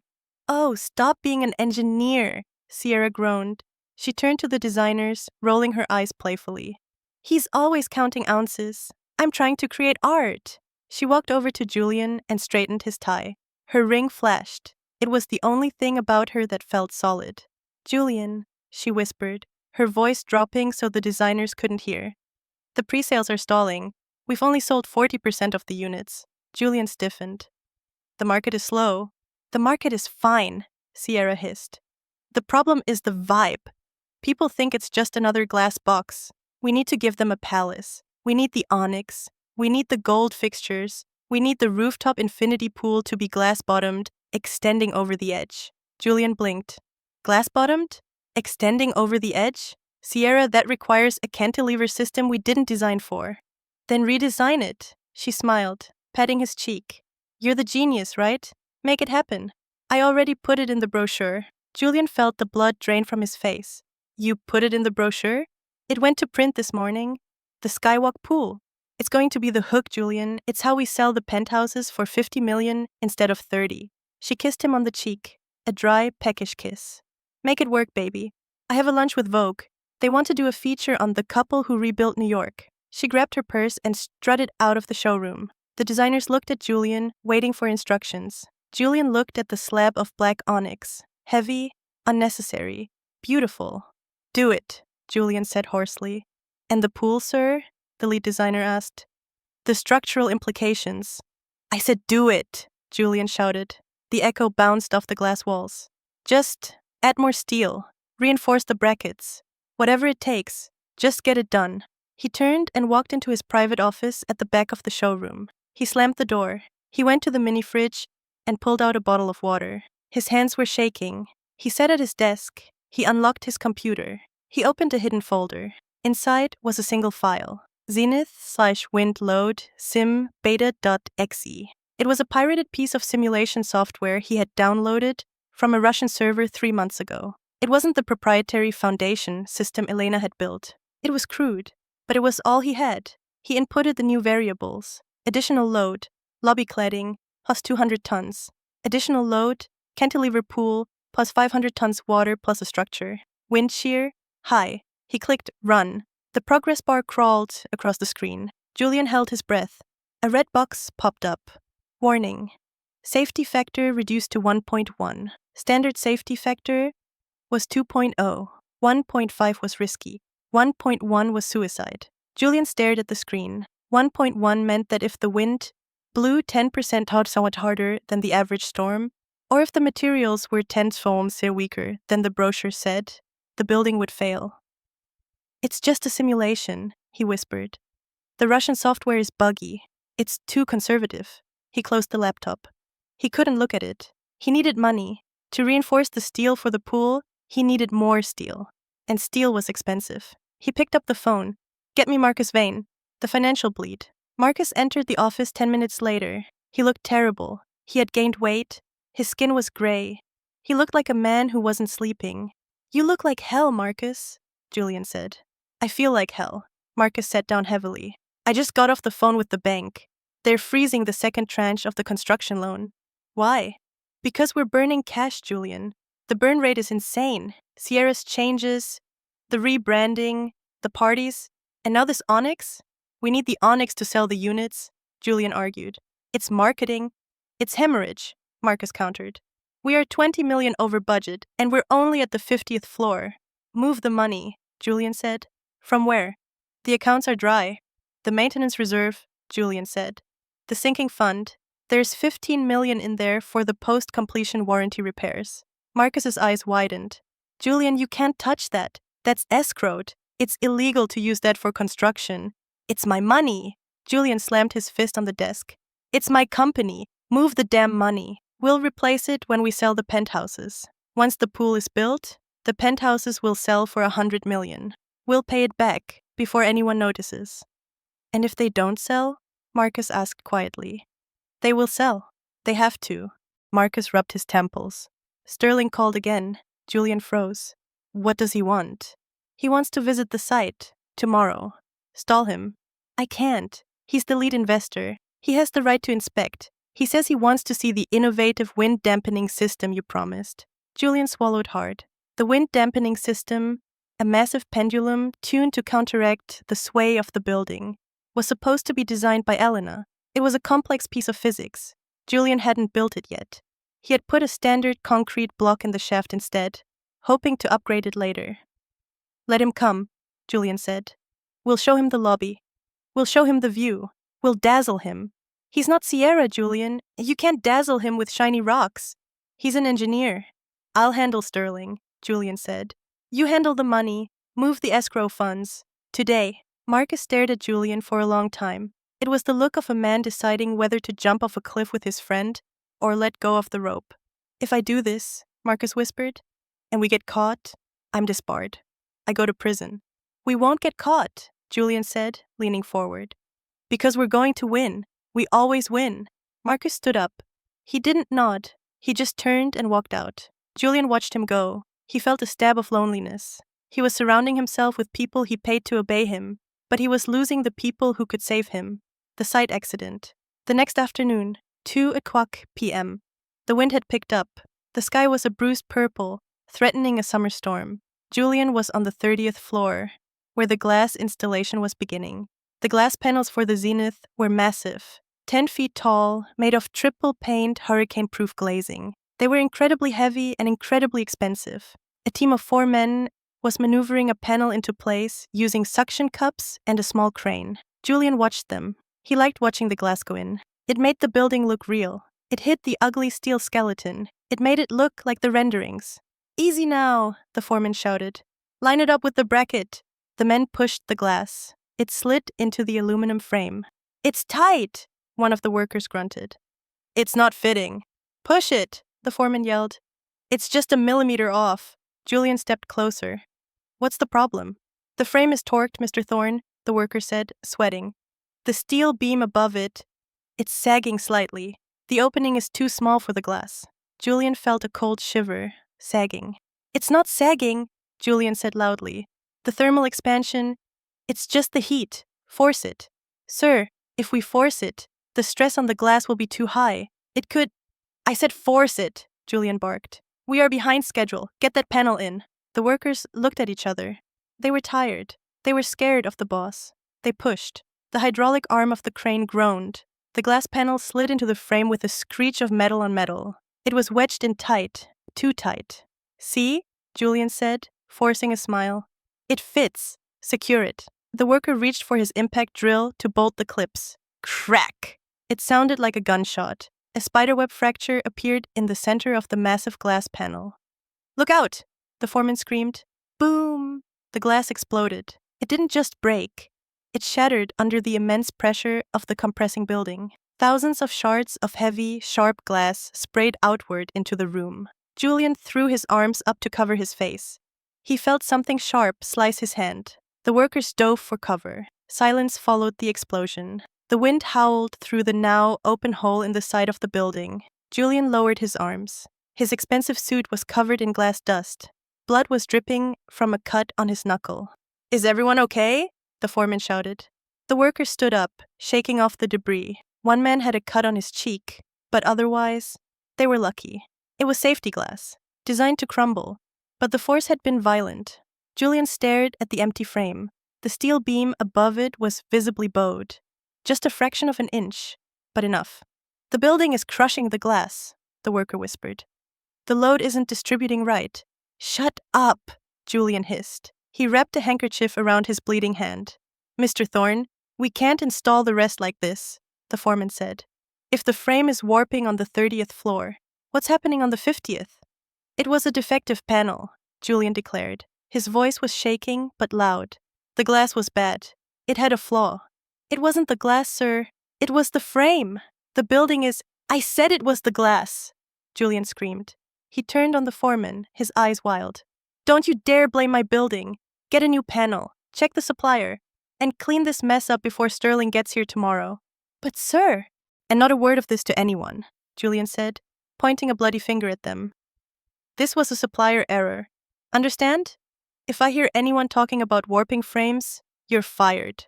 All of you. He turned and walked toward the construction elevator. He walked fast. He wanted to run. He needed to get away from the sound of the wind that sounded like it was laughing at him. The contrast. Elena. While Julian was bleeding on the 30th floor, Elena was sitting on a park bench in Brooklyn Bridge Park. It was a beautiful day on the ground. The storm hadn't reached here yet. She was eating a sandwich. Next to her was a rolled-up set of drawings for the library project. It was a modest project, but the community loved it. The foundation had been poured yesterday. It was solid, perfect. She looked across the East River. She could see the Manhattan skyline. And there, rising like a jagged tooth, was the zenith. She squinted. She had the eyes of a master architect. She didn't need a laser level to see lines. She saw the cranes. She saw the unfinished top. And she noticed something that no one else would see. The sun was reflecting off the steel skeleton. But the reflection wasn't straight. It was slightly twisted. The tower wasn't rising straight up. It was corkscrewing, just a tiny bit, maybe 2 inches off center at the top. Elena put her sandwich down. She felt a cold dread in her stomach. Oh, Julian, she whispered. You didn't account for the torsion. She knew exactly what had happened. He had used the standard wind load model, but the zenith was a spiral design. The wind didn't just push it twisted it. She had written a specific algorithm to counterbalance that twist. It required heavier steel on the southeast corner. Without that algorithm, the building was slowly twisting itself apart as it grew. She reached for her phone. She dialed his number. It rang, and rang, and rang. Click. You have reached the voicemail of Julian Thorne. I am currently building the future. Leave a message. Elena took a breath. Julian, she said to the voicemail. Her voice was calm but urgent. It's Elena. I'm looking at the tower. You have a torsion problem on the southeast quadrant. The steel is torquing. You need to stop construction. You need to install cross-bracing immediately. Julian, please. Don't ignore this. It's not about us. It's about the people inside. Call me. She hung up. She stared at the tower.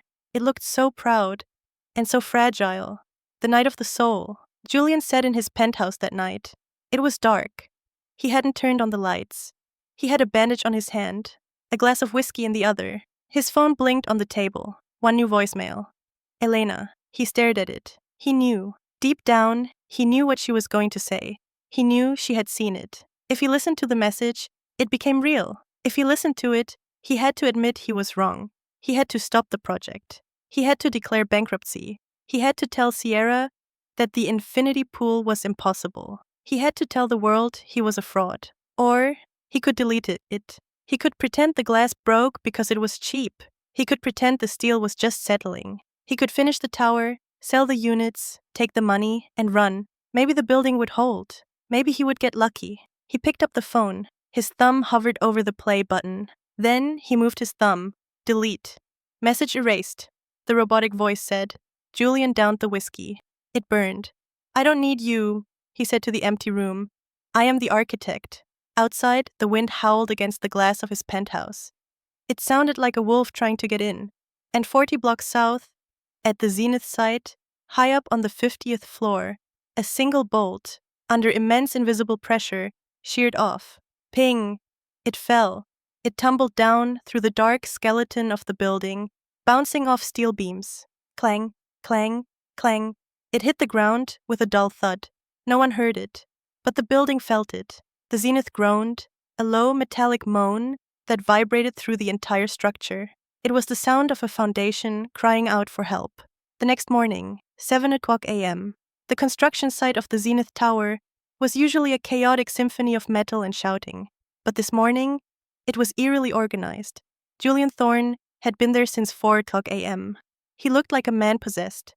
His eyes were bloodshot, his tie was loosened, and he was barking orders through a megaphone. "Hide that rust!" he shouted, pointing to a stack of weathered beams on the ground floor. "Tarp it. Blue tarps. Now. Clean the elevator cages." He spun around. "If Mr. Sterling gets grease on his suit, I will fire the entire maintenance crew." O'Malley, the foreman, walked up to him. He looked exhausted. He was holding a bucket of industrial filler. "Julian," O'Malley said, his voice low, "we're painting over cracks in the concrete on the 40th floor. This isn't right. The concrete is cracking because of the torsion. Painting it won't stop the twist." "I don't need it to stop the twist," Julian hissed, grabbing O'Malley by the shoulder of his reflective vest. "I need it to look pretty for 2 hours. Sterling is here for a tour, not a forensic audit. Fill the cracks, paint them gray, make it look like virgin stone." O'Malley pulled away. He looked at the bucket in his hand, then at the massive tower rising above them. "This is a tomb," O'Malley whispered. "We are building a pretty tomb." "Just do your job, O'Malley," Julian snapped. "Or get off my sight." O'Malley didn't move for a second. Then he spat on the ground, turned, and walked toward the freight elevator. He would do it, not for Julian, but because he needed the paycheck. He had a daughter in college. The economy was bad. He was trapped, just like the glass in the warping frames. The arrival, 9 a.m. A convoy of black SUVs pulled up to the construction gate. Arthur Sterling stepped out. He was dressed in a suit that cost more than the foundation of a small house, but he wore a battered yellow hard hat. It was his lucky hat. He had worn it on sites in Dubai, Shanghai, and London. He didn't look at the banner that said, "The Zenith, Future of Living." He looked at the mud. He looked at the cranes. He looked at the way the workers were standing. Julian rushed forward, putting on his best Master of the Universe smile. Sierra was beside him, looking perfect in a white hard hat and designer boots that had never touched dirt before. "Arthur!" Julian exclaimed, extending his hand. "Welcome to the future." Sterling shook his hand briefly. His grip was dry and cool. "Julian," Sterling said. "Miss Voss, please." "Call me Sierra," she beamed. "We are so excited to show you the lobby. We're using black onyx. It's going to be—" "I'm not here for the lobby." Sterling cut her off gently but firmly. "I've seen lobbies. I'm here for the skeleton and the heart." He looked up at the tower. He shielded his eyes against the sun. "You're at the 55th floor?" Sterling asked. 6th, Julian corrected proudly. "We poured the deck last night." "Fast," Sterling noted. "Maybe too fast." "Efficient," Julian countered. "Shall we go up?" They walked toward the construction hoist, the external elevator that clung to the side of the building like a parasite. As they rode up, the city fell away beneath them. The wind grew louder. The cage rattled. "How are the wind loads?" Sterling asked, watching the steel beams pass by. "Within tolerance," Julian said quickly. "We had a slight issue with the glass panel yesterday, but it was a manufacturing defect, supplier error. We've already switched vendors." Sterling didn't answer. He was watching the guide rails of the elevator. He was listening to the sound of the wheels on the track. Screech, thump, screech. "The rail is uneven," Sterling murmured. "It's a temporary hoist," Julian sweated. "It's not the permanent shaft. The hoist is bolted to the frame," Sterling said. "If the hoist is crooked, the frame is crooked." "It's the wind," Sierra chirped. "It's so windy today." Sterling looked at her. He didn't smile. The 80th floor. The heart.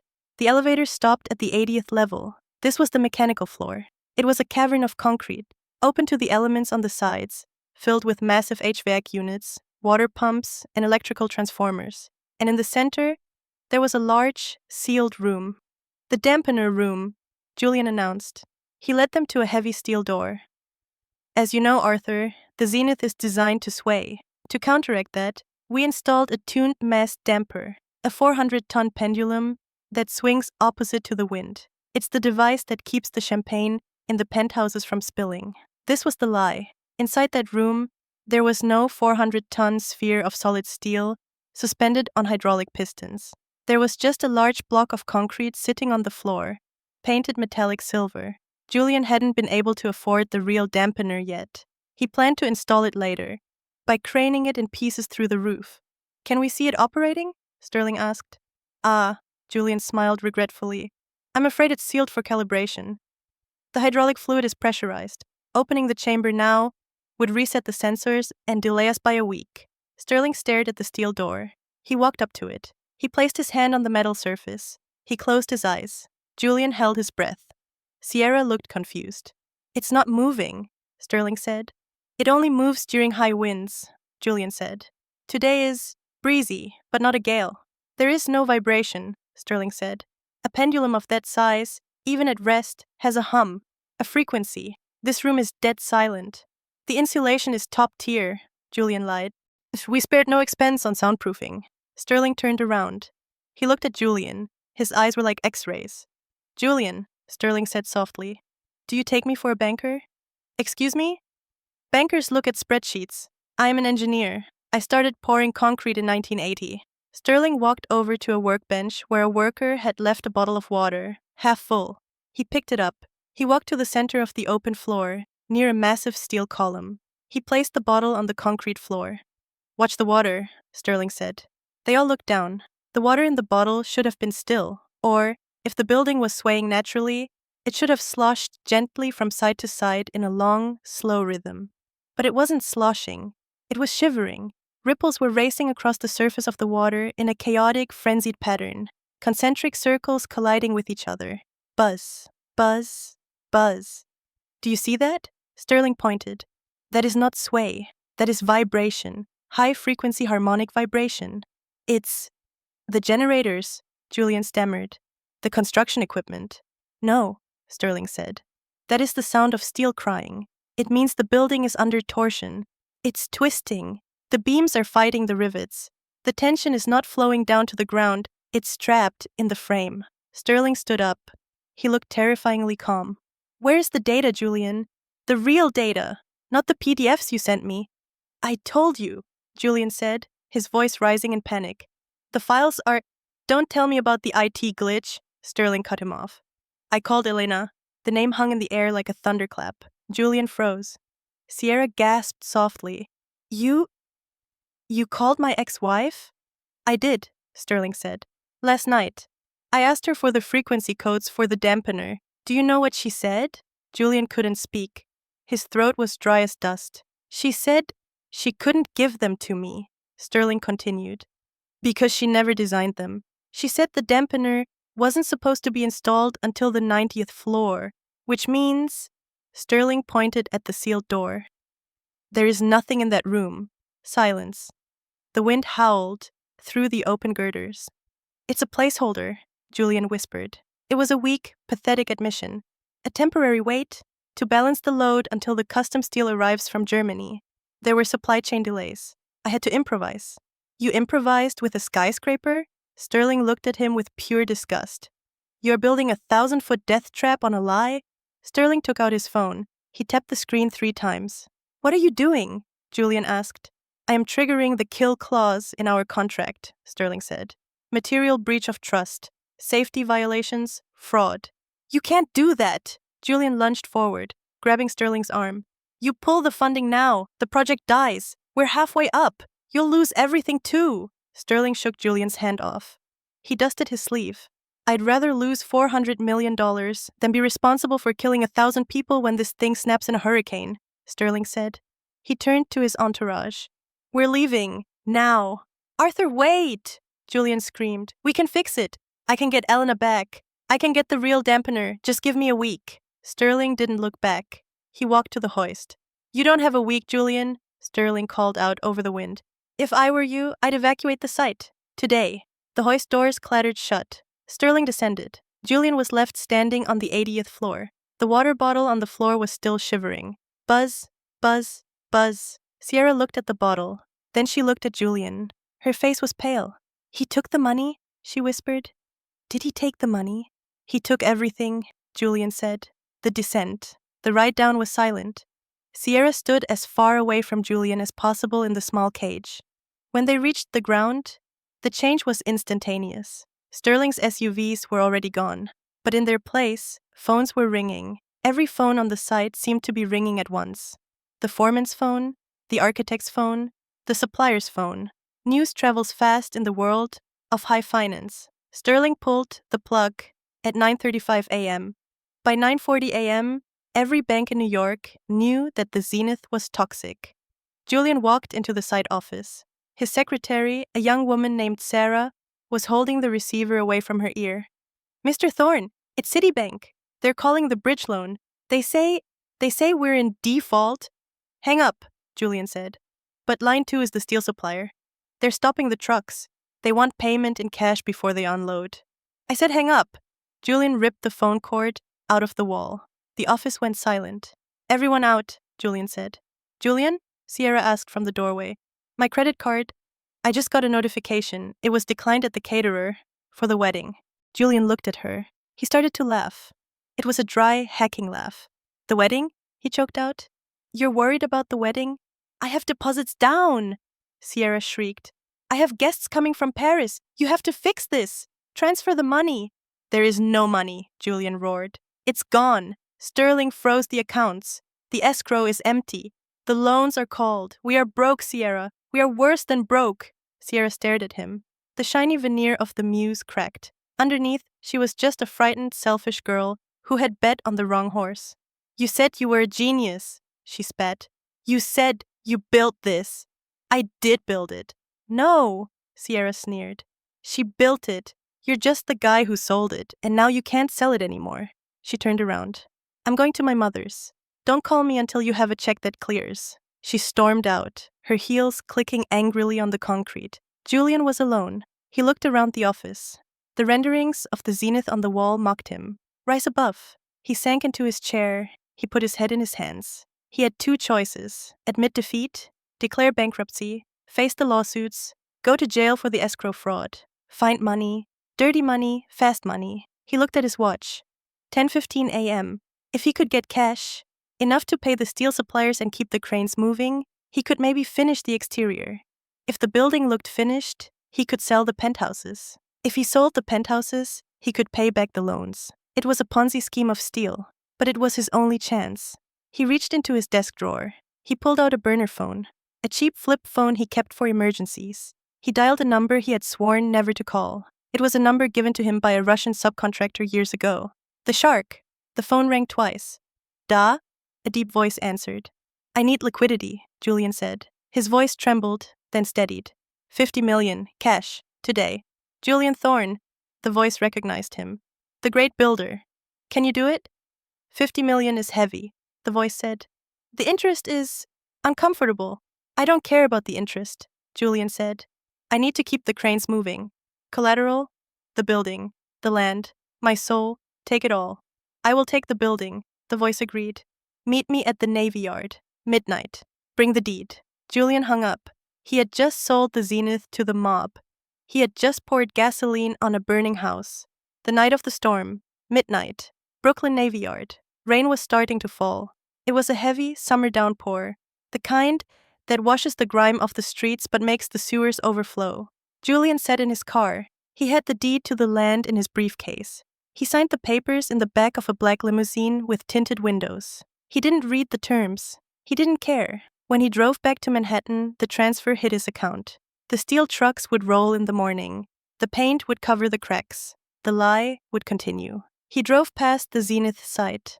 The rain was lashing against the steel skeleton. He looked up. Under the flashing lightning, he saw it.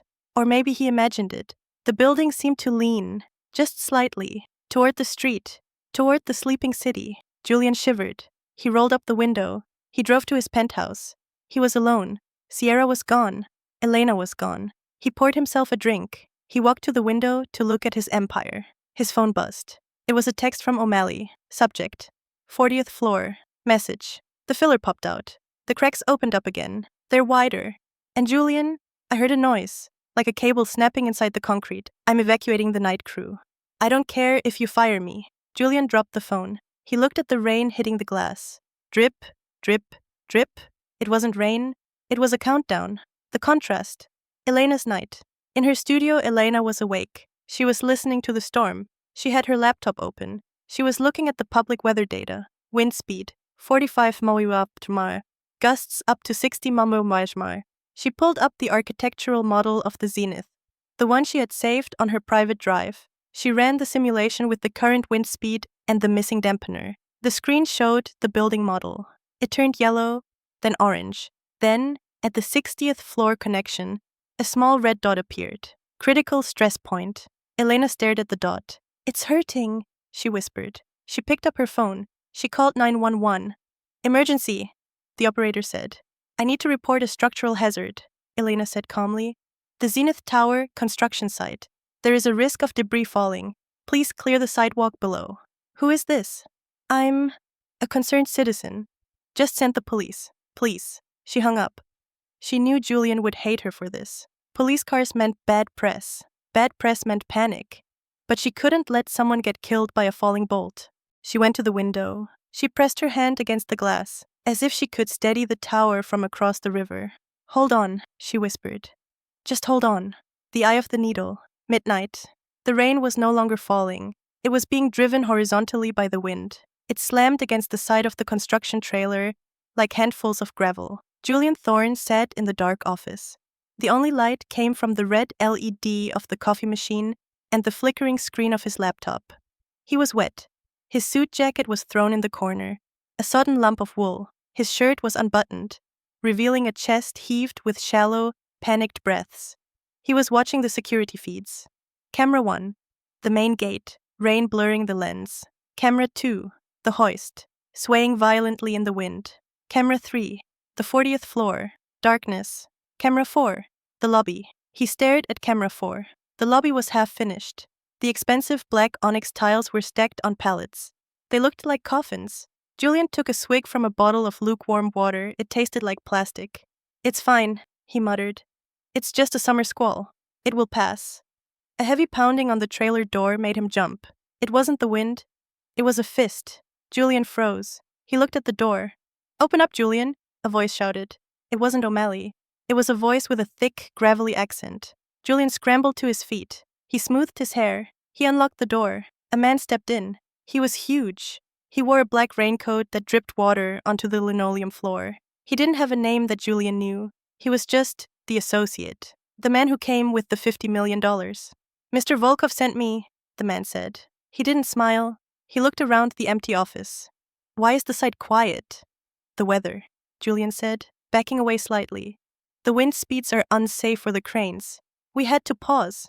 The man stepped closer. He smelled of rain and tobacco. "Mr. Volkov does not like pauses. He bought a schedule. You're behind."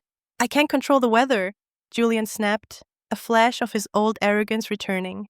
"If we lift steel in this wind, the load will swing. It could hit the building. It could damage the asset." The man looked at Julian. He reached out and tapped Julian's chest with a thick finger. "The asset is already damaged, Julian. We hear things. We hear the banks pulled out. We hear the architect, your wife, is calling the police." Julian's blood ran cold. "Elena, how do you know about that?" "We know everything," the man said. "That is why we are here, to protect our investment. If the police come, you send them away. If the inspectors come, you buy them. If the building falls down," the man leaned in close. "You make sure you are inside it." Julian swallowed. The threat was clear. There was no exit strategy. "I will finish it," Julian whispered. "I swear." "Good. The trucks arrive at 6 a.m. Rain or shine, be ready." The man turned and walked out into the storm. The door slammed shut. The wind howled through the gap in the frame. Julian locked the door. His hands were shaking so badly he dropped the keys. He was trapped. Behind him, the mob. In front of him, the storm. Above him, a twisting tower. The police. 20 minutes later, blue lights flashed through the rain-streaked window. Elena's call had worked. Julian looked at the monitors. A police cruiser was at the gate. 2 officers were getting out, shining flashlights at the "Keep Out" signs. Julian grabbed his raincoat. He couldn't let them in. If they saw the cracks on the 40th floor, the cracks O'Malley had tried to hide, they would condemn the building immediately. The mob would kill him before the sun came up. He ran out of the trailer. The wind hit him like a physical blow, nearly knocking him off his feet. He put his head down and ran toward the gate. "Officer!" Julian shouted, waving his arms. "Officer!" The 2 policemen turned. They were young. They looked annoyed to be out in this weather. "Are you the site manager?" one officer yelled over the wind.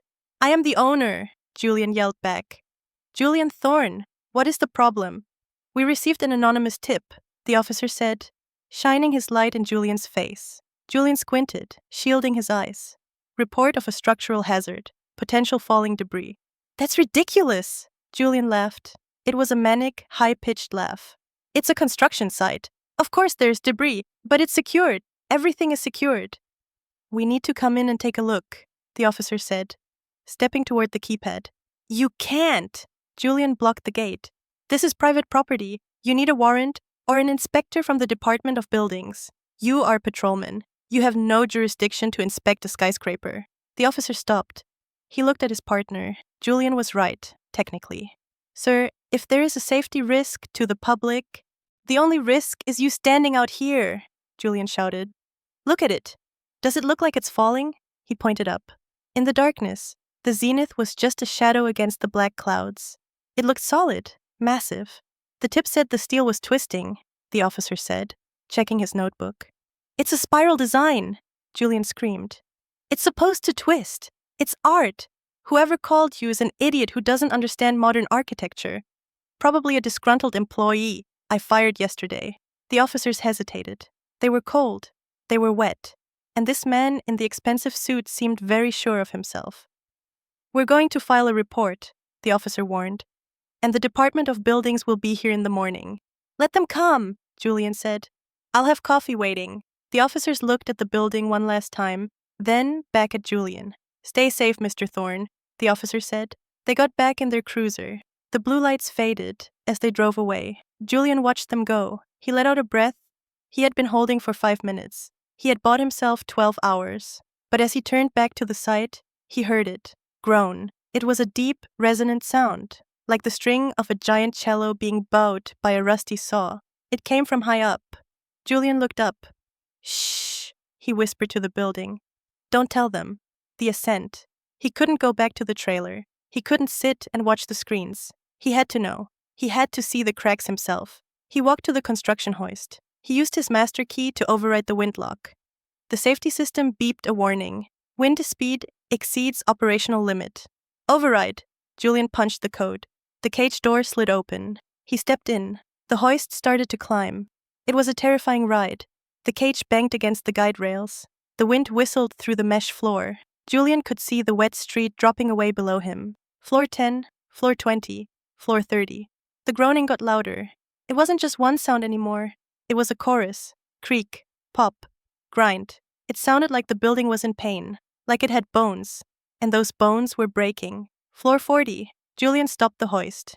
He slid the gate open and stepped onto the concrete deck. It was dark, lit only by the distant city glow and the occasional flash of lightning. The wind whipped through the open floor, howling like a banshee. He took out his flashlight. The beam cut through the driving rain. He walked toward the center core, the concrete spine of the building. This was where O'Malley had seen the cracks. He found them. They weren't just cracks.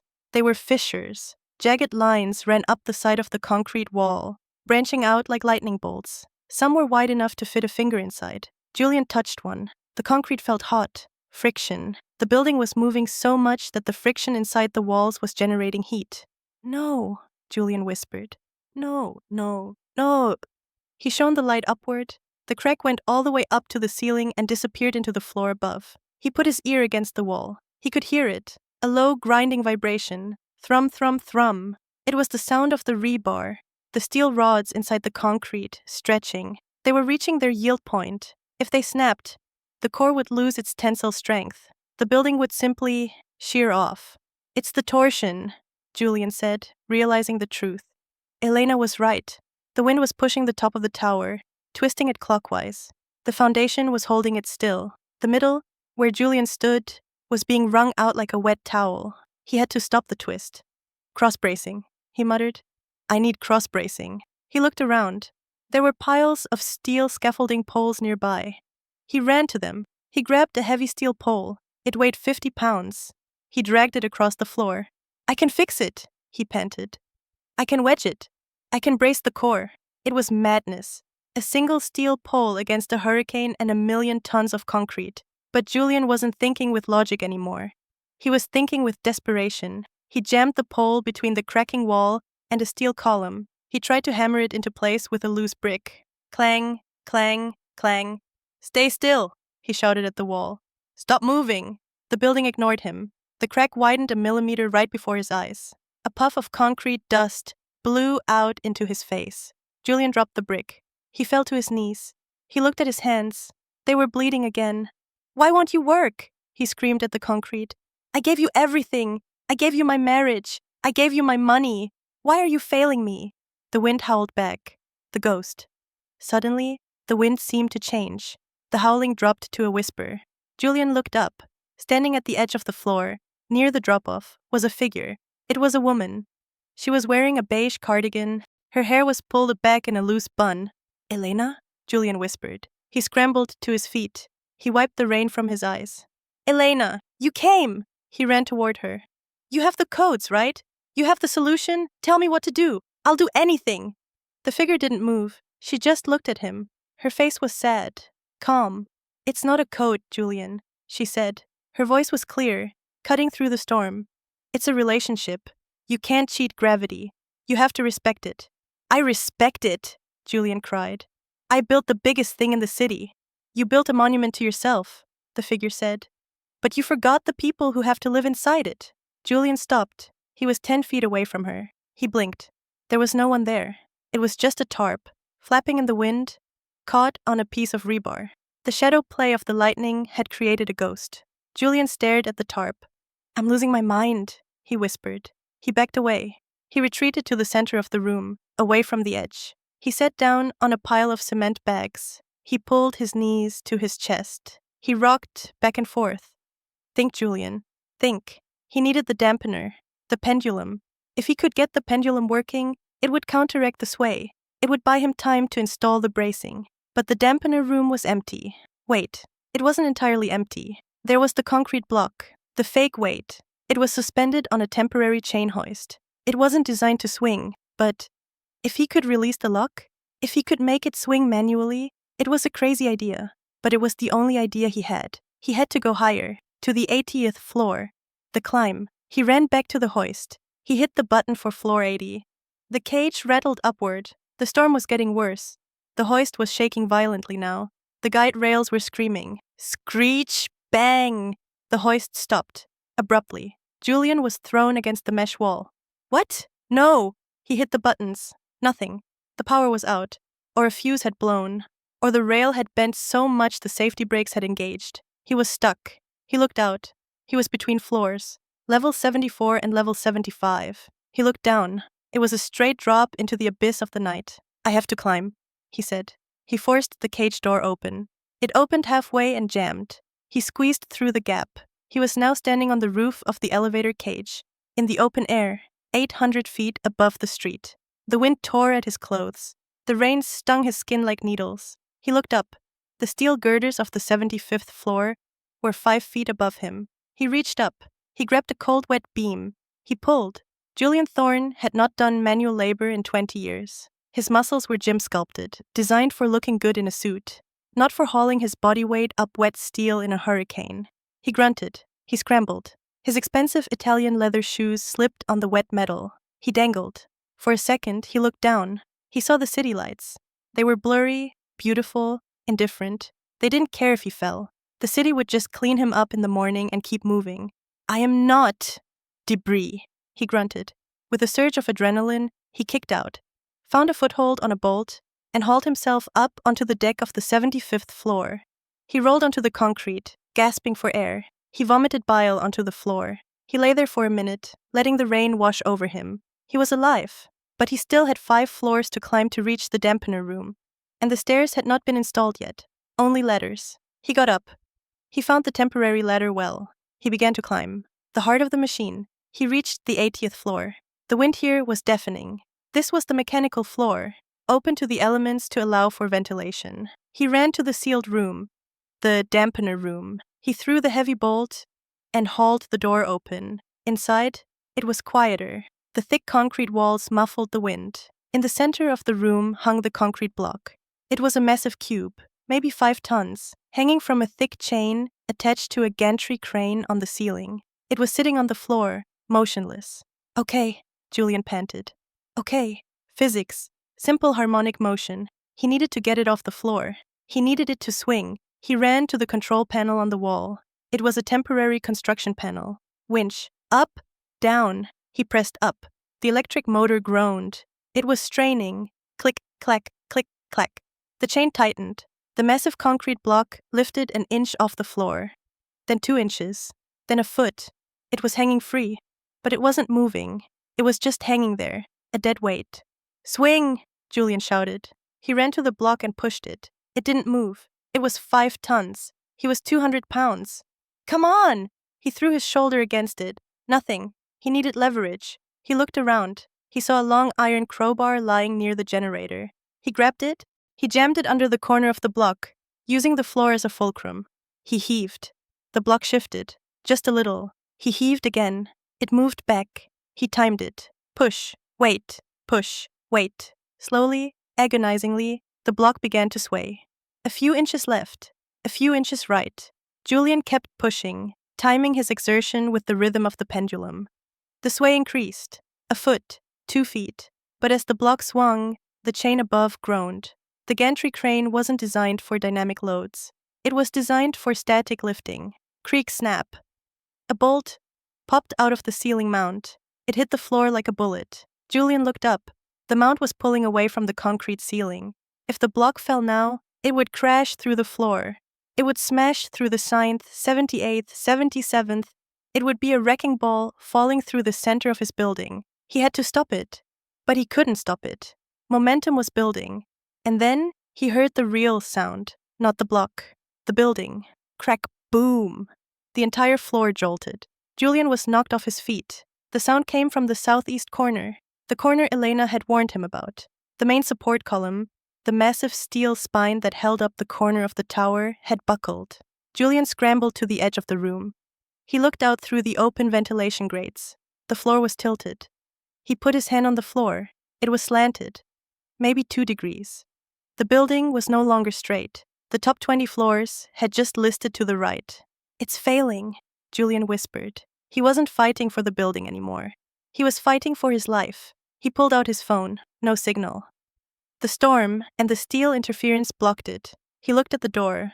The door frame had warped. The heavy steel door was jammed shut. He was trapped on the 80th floor of a tilting skyscraper. He ran to the jammed door. He pounded on it. Help! Is anyone there? O'Malley! Anyone! Silence. Only the wind. He ran back to the ventilation grate. He looked out at the city. Down below, the streets were empty. The police were gone.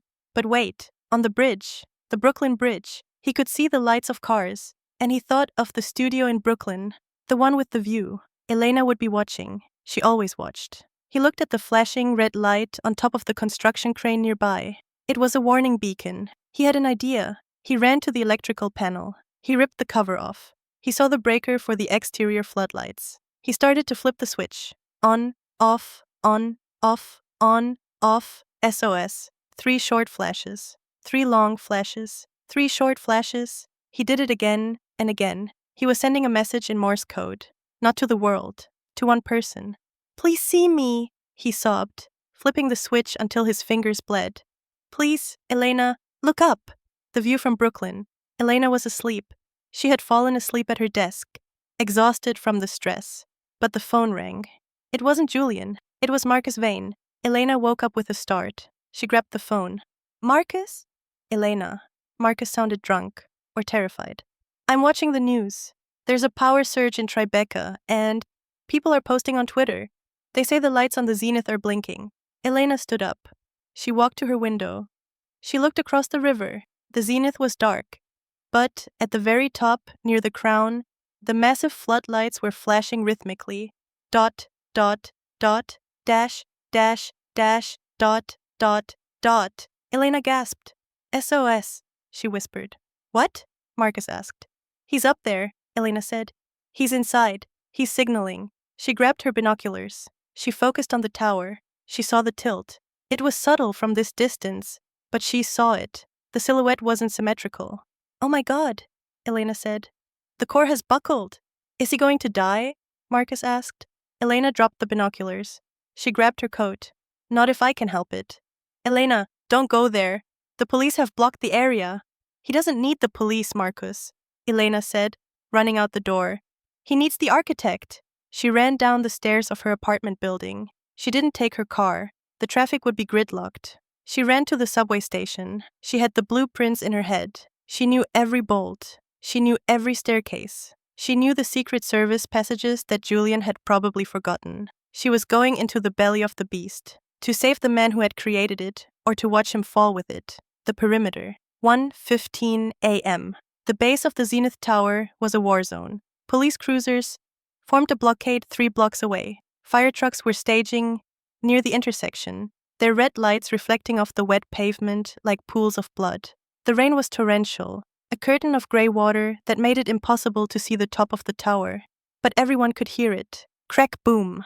The sound echoed down from the sky every few minutes, and it sounded like thunder, but sharper, metallic. It was the sound of bolts shearing off and hitting the steel decking 800 feet up. Elena Thorne ducked under the yellow police tape.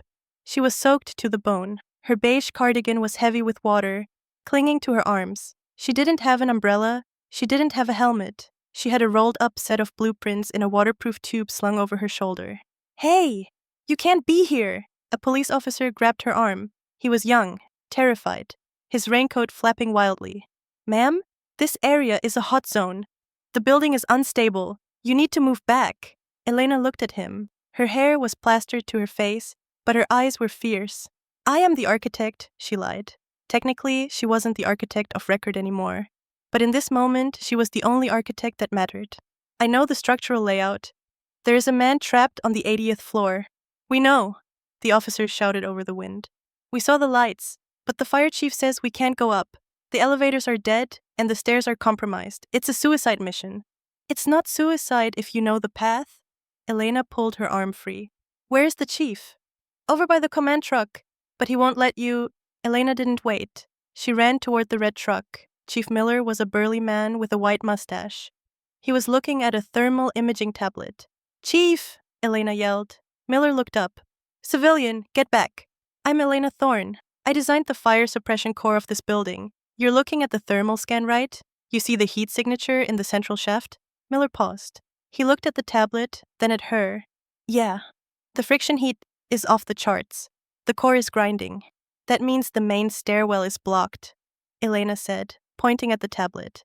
"If you send your men up the main stairs, they'll get crushed when the concrete shifts. You're right to hold them back." "Tell me something I don't know," Miller snapped. "There is a secondary spine," Elena said. "A service maintenance ladder well. It runs inside the hollow steel columns on the north face. It's designed for elevator repair. It's reinforced with titanium bracing. It won't buckle." Miller narrowed his eyes. "I don't see that on the city plans." "Because it's not for public use," Elena said. "It's an architectural failsafe. I drew it. I know it's there, and I know the code to open the access hatch." Miller looked at the tower. Another piece of debris, a glass panel, fell from the sky and shattered on the street 50 yards away. "It's too dangerous," Miller said. "I can't risk my men on a secret ladder." "I didn't ask for your men," Elena said. She tightened the strap of her blueprint tube. "I'm going alone." "Lady, are you crazy? That's 80 floors, in a twisting building." "He's my husband," Elena said. She didn't correct herself. In the face of death, the divorce papers were just paper. "And he's signaling SOS. I'm going." She turned and ran toward the dark, looming entrance of the Zenith. "Stop her!" Miller shouted. But the officers hesitated. They saw the determination in her run, and deep down, they were glad it wasn't them running toward the falling giant. The lobby. 1:25 a.m. Elena burst through the side service door. The silence hit her first. Outside, the wind roared. Inside, the lobby was dead quiet. But it wasn't empty. The black onyx floor, Sierra's masterpiece, was ruined. The massive slabs of stone had cracked down the middle. They had heaved upward, creating jagged tents of stone. The floor looked like a frozen earthquake. The living wall of orchids had collapsed. The irrigation pipes had burst, and water was spraying silently onto the reception desk, soaking the brochures that promised a life above the clouds. Elena stepped over a pile of shattered glass. She walked to the north wall. It was covered in wood paneling. To anyone else, it was just a wall. To Elena, it was a door. She ran her hand along the wood paneling. She felt for the hidden latch. It was magnetic. She found the seam. She pressed hard with both thumbs. Click. A section of the wall popped open. Behind the luxury veneer was raw steel. A narrow dark shaft with a metal ladder bolted to the wall, rising up into the darkness. "Hello, old friend," Elena whispered. She stepped into the shaft. She pulled the wood panel closed behind her. She was in the veins of the monster. The climb. Floors 1 to 20. The ladder was cold. The rungs were slippery with condensation. Elena began to climb. Hand over hand, foot over foot. It was rhythmic. It was grueling. At first, her adrenaline carried her. She climbed fast, ignoring the burning in her shoulders. As she passed the 10th floor, she could hear the building settling. It wasn't a static sound. It was dynamic. Groan, shift, pop. It sounded like a ship sinking in slow motion. She focused on the numbers painted on the inside of the shaft. 12, 13, 14. She thought about Julian. She remembered the day they met. He was a contractor, with dirt under his fingernails, and a smile that could sell ice to an Eskimo. He had looked at her drawings and said, "You dream it, Elena. I'll build it." They had been a team, the dreamer and the builder. When had they broken? Was it the money? Was it the fame? Or was it simply that Julian stopped looking at the drawings and started looking at the mirror? 18, 19, 20. Her breathing was getting heavier. 60 floors to go. The encounter. Floor 30. At the 30th floor, the shaft vibrated violently. Elena froze. She hugged the ladder, pressing her face against the cold steel. Somewhere outside, a major structural element had just failed. The entire shaft shifted 2 inches to the right. Elena was slammed against the wall. She gasped. Pain shot through her elbow. "Hold on," she whispered. "Hold on." The vibration stopped. She looked up. The emergency light in the shaft flickered. She saw a maintenance hatch at level 30. It was slightly open. She heard a voice. "Mother of God, pray for us sinners." Elena climbed up to the hatch. She pushed it open. She looked out onto the 30th floor. It was the floor where the glass had exploded yesterday. The wind was howling through the opening. Sitting on a pile of drywall, huddled in a corner, was a man. "O'Malley?" The foreman jumped. He shone his flashlight at the hatch. "Who's there? Is that Mrs. Thorne?" Elena climbed out of the shaft. She stood on the concrete deck. The wind whipped her wet hair across her face. "O'Malley, what are you doing here?" The site was evacuated. O'Malley looked broken. He was a big man, but he looked small in the dark. He was holding a rosary beads in one hand and a crowbar in the other. "I came back," O'Malley said, his voice trembling. "I tried to shore up the columns on the west face. I thought, if I could add some bracing, maybe I could save it." He laughed. A bitter, sobbing laugh. "I can't save it, Mrs. Thorne. It's too heavy. The torsion, it's eating the bolts." Elena walked over to him. She put a hand on his shoulder. "You did your best, O'Malley, but you can't fight physics with a crowbar."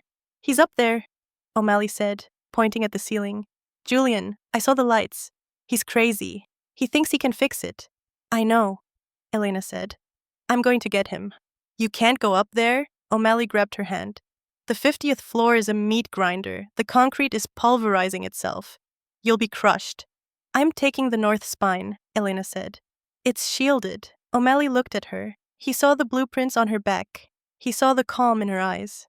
"You really are the architect, aren't you?" O'Malley whispered.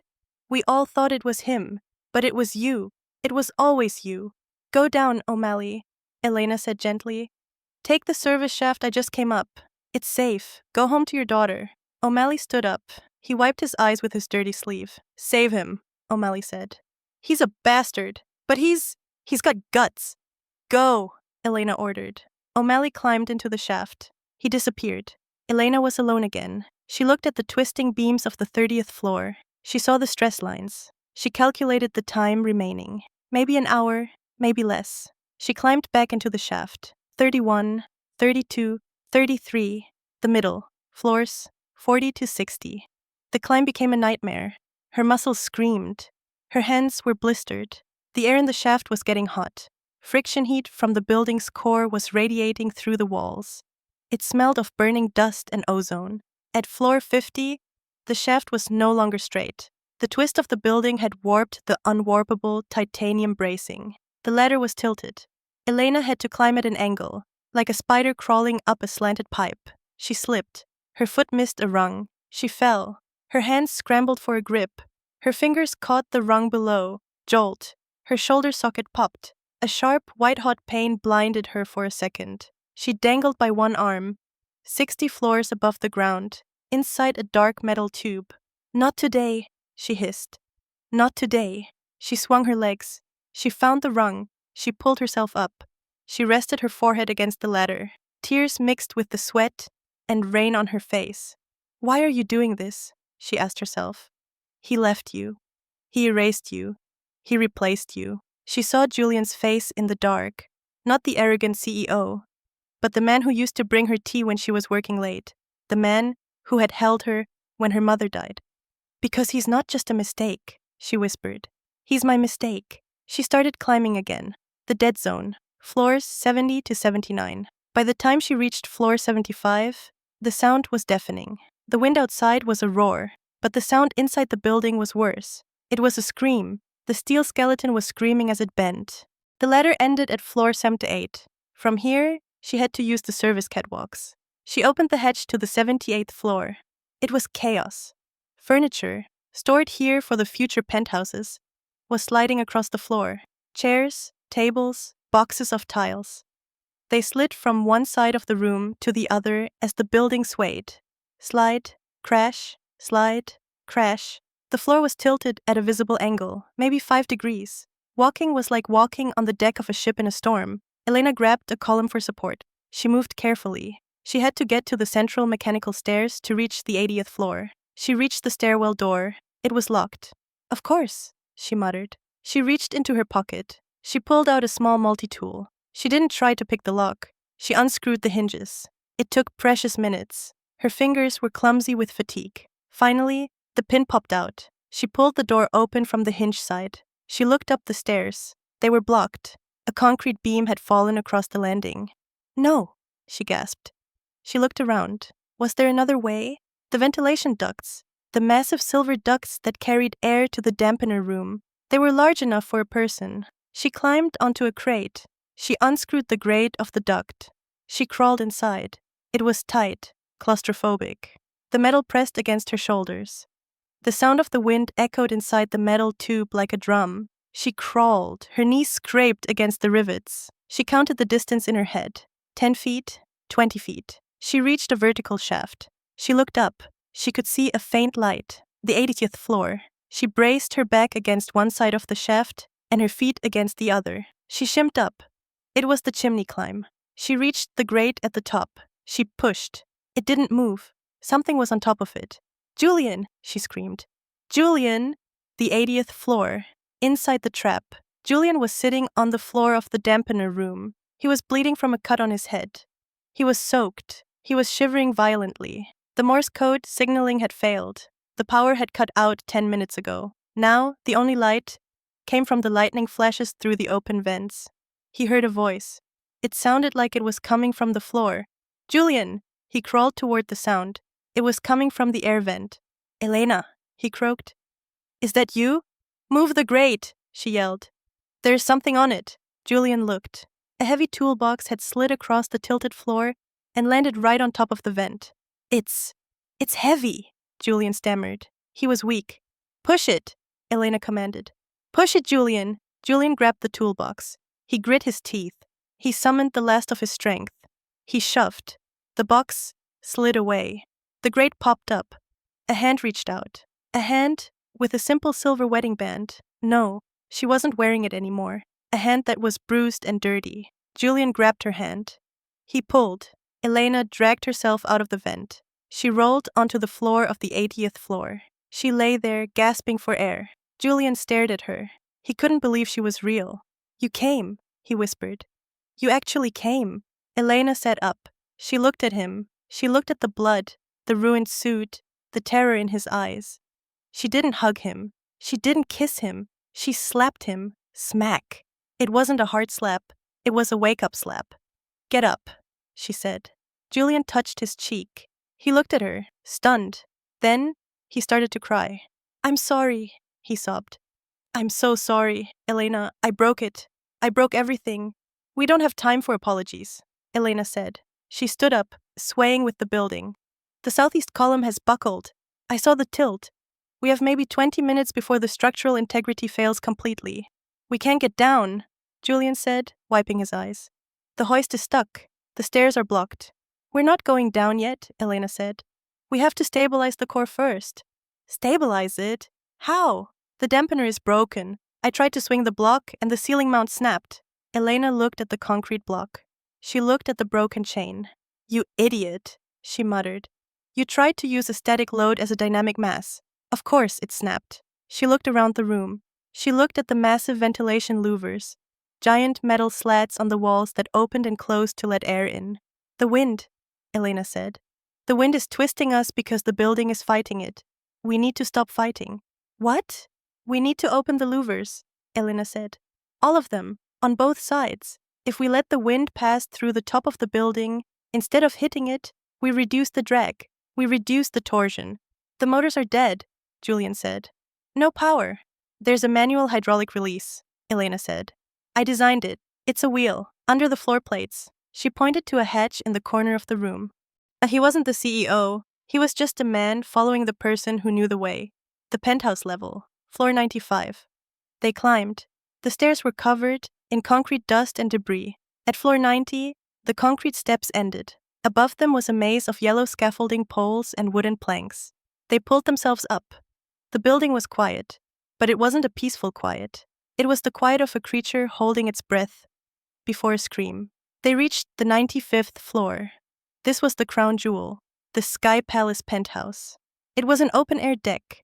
The walls of glass hadn't been installed yet. The wind whistled softly through the steel beams.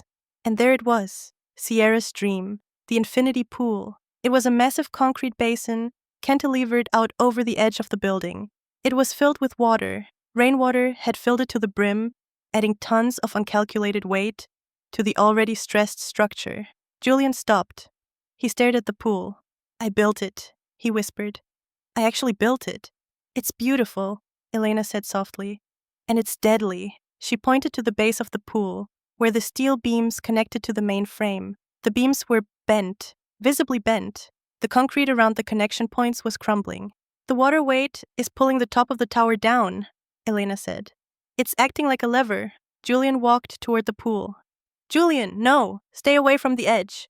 I have to drain it, Julian said. He looked manic. If I drain the water, maybe the load lightens. Maybe it buys us 5 more minutes. It's too late, Julian. We have to go. Go, Julian shouted. He grabbed a heavy sledgehammer that a worker had left on the floor. Get to the roof. I'll be right behind you. Julian, don't be a hero. I'm not being a hero. Julian swung the hammer. I'm trying to fix my mistake. Clang. He hit the side of the concrete pool wall. A chip of cement flew off. Clang. He hit it again. A crack appeared. Elena watched him. She saw the desperation in his swing. He wasn't trying to save the building. He was trying to punish it. He was trying to kill the monster he had created. Crack. A stream of water burst through the concrete. It wasn't a trickle. It was a high-pressure jet. The water sprayed out, hitting Julian in the chest, knocking him backward onto the wet deck. Julian! Elena ran to him. She grabbed his arm and hauled him up. It's draining! Julian laughed, coughing water.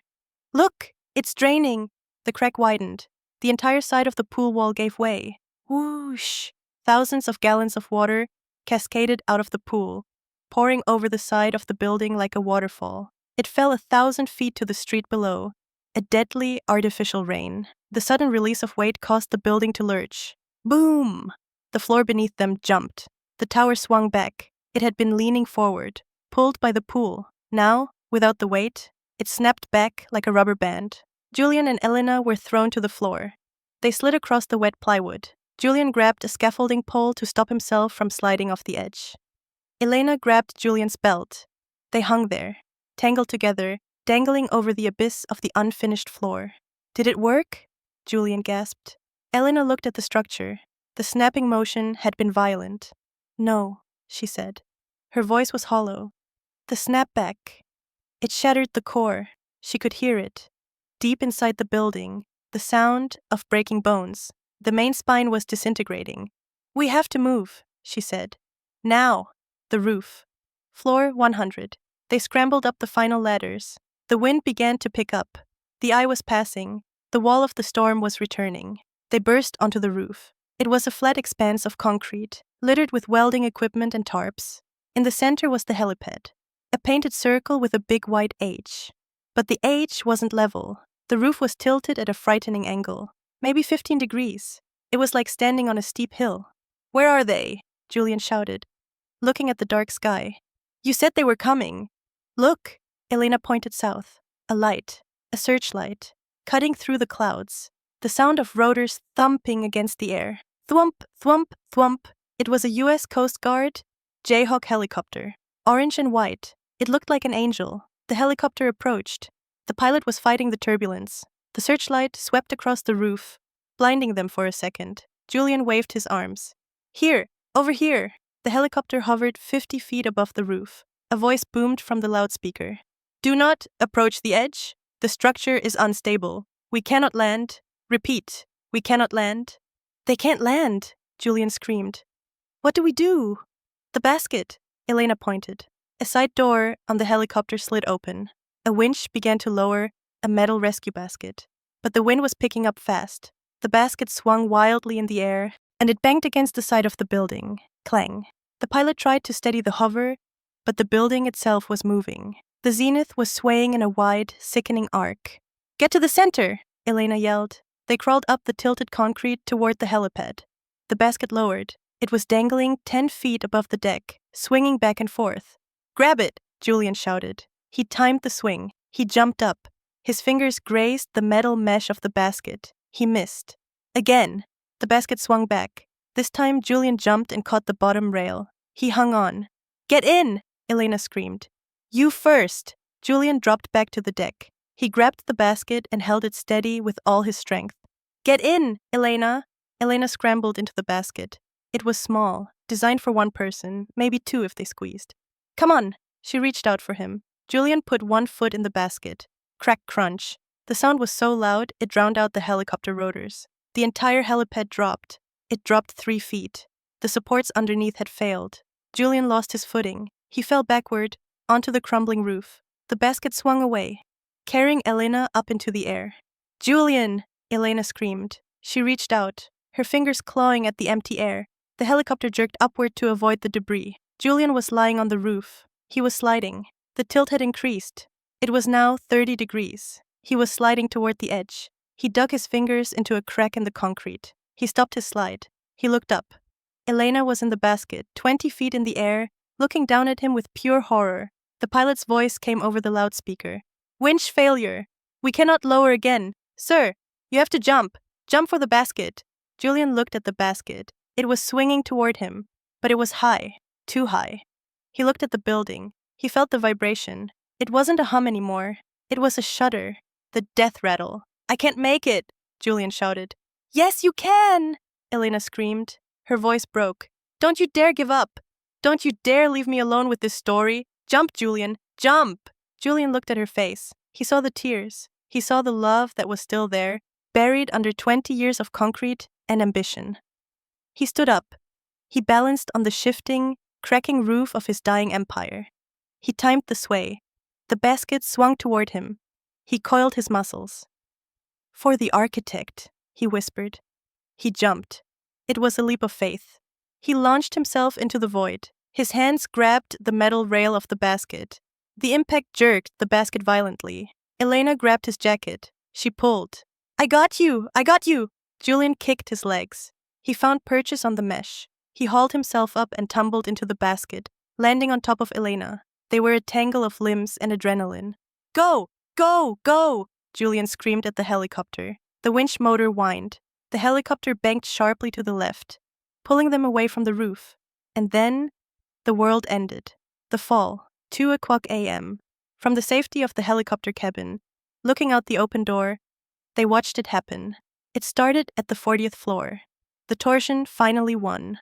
The steel columns on the southeast corner sheared simultaneously. The top half of the building, 60 floors of steel and glass, didn't fall straight down. It slid. It slid off the bottom half, like the top layer of a wedding cake sliding off a melted base. The noise was indescribable. It was the sound of a city screaming. The top section tipped over. It crashed into the street below. Boom! The impact shook the ground so hard that car alarms went off for 10 blocks. A massive cloud of dust and debris exploded outward, swallowing the neighborhood. Then, the bottom half, no longer able to support itself without the counterweight, crumbled inward, floor by floor, pancaking 50, 40, 30, 20, 10. It took 15 seconds for $1 billion to turn into a pile of twisted metal. Julian watched. He didn't blink. He didn't breathe. He watched the Zenith Tower, his legacy, his name, his life, vanish. Where the tower stood, there was now only a gaping hole in the skyline, a missing tooth, and a rising mushroom cloud of gray dust. Elena buried her face in Julian's chest. She couldn't watch. She sobbed into his soaked shirt. Julian wrapped his arms around her. He rested his chin on her head. He looked at the empty space in the sky. "It's gone," he whispered. The Coast Guard crewman pulled the basket into the cabin. He unclipped them. He handed them blankets. "You folks are the luckiest people on Earth," the crewman shouted. Julian looked at the crewman. He looked at the dust cloud below. "Luck," Julian repeated. He felt numb. The landing, 2:30 a.m. The helicopter landed at Battery Park. The rotors spun down. The ground was firm. It didn't sway. It didn't groan. Paramedics rushed forward, and they wrapped thermal blankets around Julian and Elena. They shone lights in their eyes. "Can you tell me your name?" a paramedic asked Julian. Julian sat on the edge of the stretcher. He looked at his hands. They were raw, bloody, and covered in gray dust, the dust of the zenith. "My name is Julian Thorne," he said. His voice was raspy. "Do you know what day it is?" Julian looked at Elena. She was sitting on the adjacent stretcher. She was sipping water from a plastic cup. She looked exhausted, aged 10 years in one night, but she was alive. "It's Monday," Julian said. "It's a new week." A police captain approached them. It was the same captain who had been at the gate. He looked grim. "Mr. Thorne," the captain said, "we need to take you to the precinct. There are questions about the permits, about the construction logs, about the collapse." Julian nodded. He knew what was coming. The lawsuits, the criminal charges, the prison time. "I know," Julian said. "I'm ready." He stood up. He walked over to Elena. He knelt in front of her stretcher. He took her hand. Her fingers were cold. "Elena," he said. She looked at him. "Thank you," he said, "for saving my life." "I didn't save your life, Julian," Elena said softly. "I just delayed the collapse." "No," Julian shook his head. "You saved me. The building was the trap. You got me out." He reached into his pocket. He pulled out something. It was the engagement ring he had given to Sierra. He had it in his pocket since she threw it at him. He looked at the massive diamond. It was scratched, covered in dust. It looked like a piece of glass. Cheap. He walked to the seawall. He threw the ring into the dark water of the harbor. Splash. He walked back to Elena. "I have nothing," Julian said. "I have no money. I have no company. I'm going to jail." Elena reached out and touched his face. Her hand was gentle. "You have the truth now," she said. "That's a foundation. You can build on that." Julian smiled. It was a small, sad, genuine smile. "Can I call you?" he asked. "From prison?" Elena paused. She looked at the smoke rising from Tribeca. "Only if you want to talk about architecture," she said. "I do," Julian said. "I really do." The police captain put a hand on Julian's shoulder. "Let's go, Mr. Thorne." Julian stood up. He allowed himself to be handcuffed. As they walked him to the police car, he didn't look back at the ruin of the Zenith. He looked at the Brooklyn Bridge. He looked at the sturdy stone towers that had stood for 100 years. He understood now. Epilogue. The Craftsman. 5 years later. Interior Otisville Correctional Facility. Classroom. Day. The room smelled of chalk dust and floor wax. It was a small room, barred windows high on the wall letting in squares of gray light. Julian Thorne stood at the blackboard. He was 50 years old now. His hair was completely silver. He wore the standard issue beige uniform, but it was pressed neat and clean. He looked thinner. The soft paunch of the CEO life was gone, replaced by the wiry frame of a man who did calisthenics in a cell every morning. He held a piece of chalk. "Geometry," Julian said. His voice was quiet. It didn't boom anymore. It resonated. "Geometry is not about shapes. It is about honesty." He drew a circle. It wasn't perfect, but it was confident. 5 inmates sat at the desks. They were young men, tough, bored, but they were listening. If you lie to a circle, Julian said, looking at them, it ceases to be a circle. If you try to force the ends to meet where they don't want to meet, you get an oval. You get a distortion. He turned back to the board. He drew a triangle. A triangle is the strongest shape in nature, he continued. Why? A young inmate named Tyrell raised his hand. Because the weight is shared? Exactly, Julian nodded. Compression and tension. The three sides support each other. If one side is weak, the other two have to work harder. Eventually they fail. He put the chalk down. He dusted his hands. In this room, we don't cheat the math. Out there, he pointed to the window.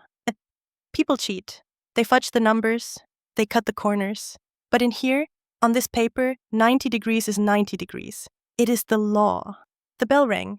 A harsh, electric buzz. The inmates gathered their books. Homework for tomorrow. Julian called out. Calculate the load-bearing capacity of a pine beam. Chapter 4. Don't guess. Weigh the wood. Tyrell stopped by the desk on his way out. Mr. Thorne? Yes, Tyrell. My parole hearing is next week, the young man said. I was thinking, if I get out, maybe I could get a job in construction, like you used to do. Julian looked at the kid. He saw the hunger in his eyes. The same hunger Julian had at 20. Don't do what I used to do, Tyrell, Julian said softly. But you built the skyline, man. Even if it fell, you were a king. I wasn't a king, Julian said. I was a gambler. If you want to build, start small.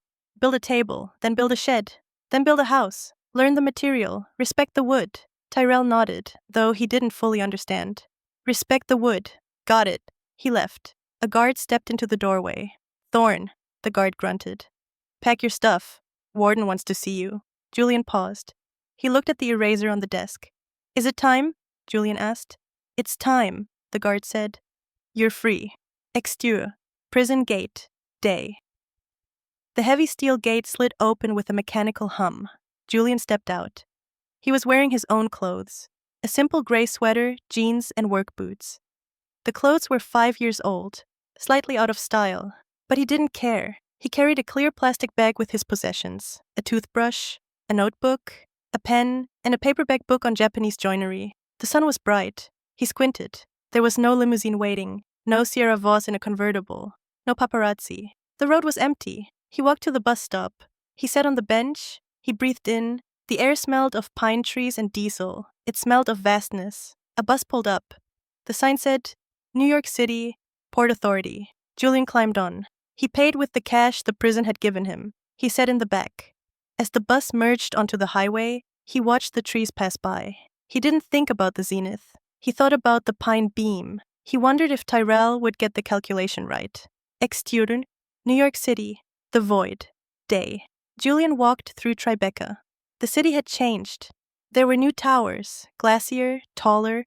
The rhythm of the street was faster. Everyone was looking at their phones, wearing wireless earbuds. Julian felt like a ghost from a different century. He walked to the sign. Where the Zenith Tower had once stood, there was no building. It was a park. It was called the Zenith Memorial Garden.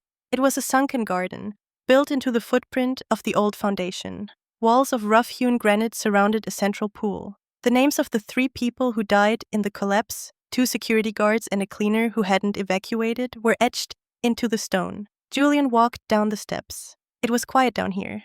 The city noise was baffled by the stone walls. He sat on a bench near the water. He looked at the water. It was still, a perfect mirror.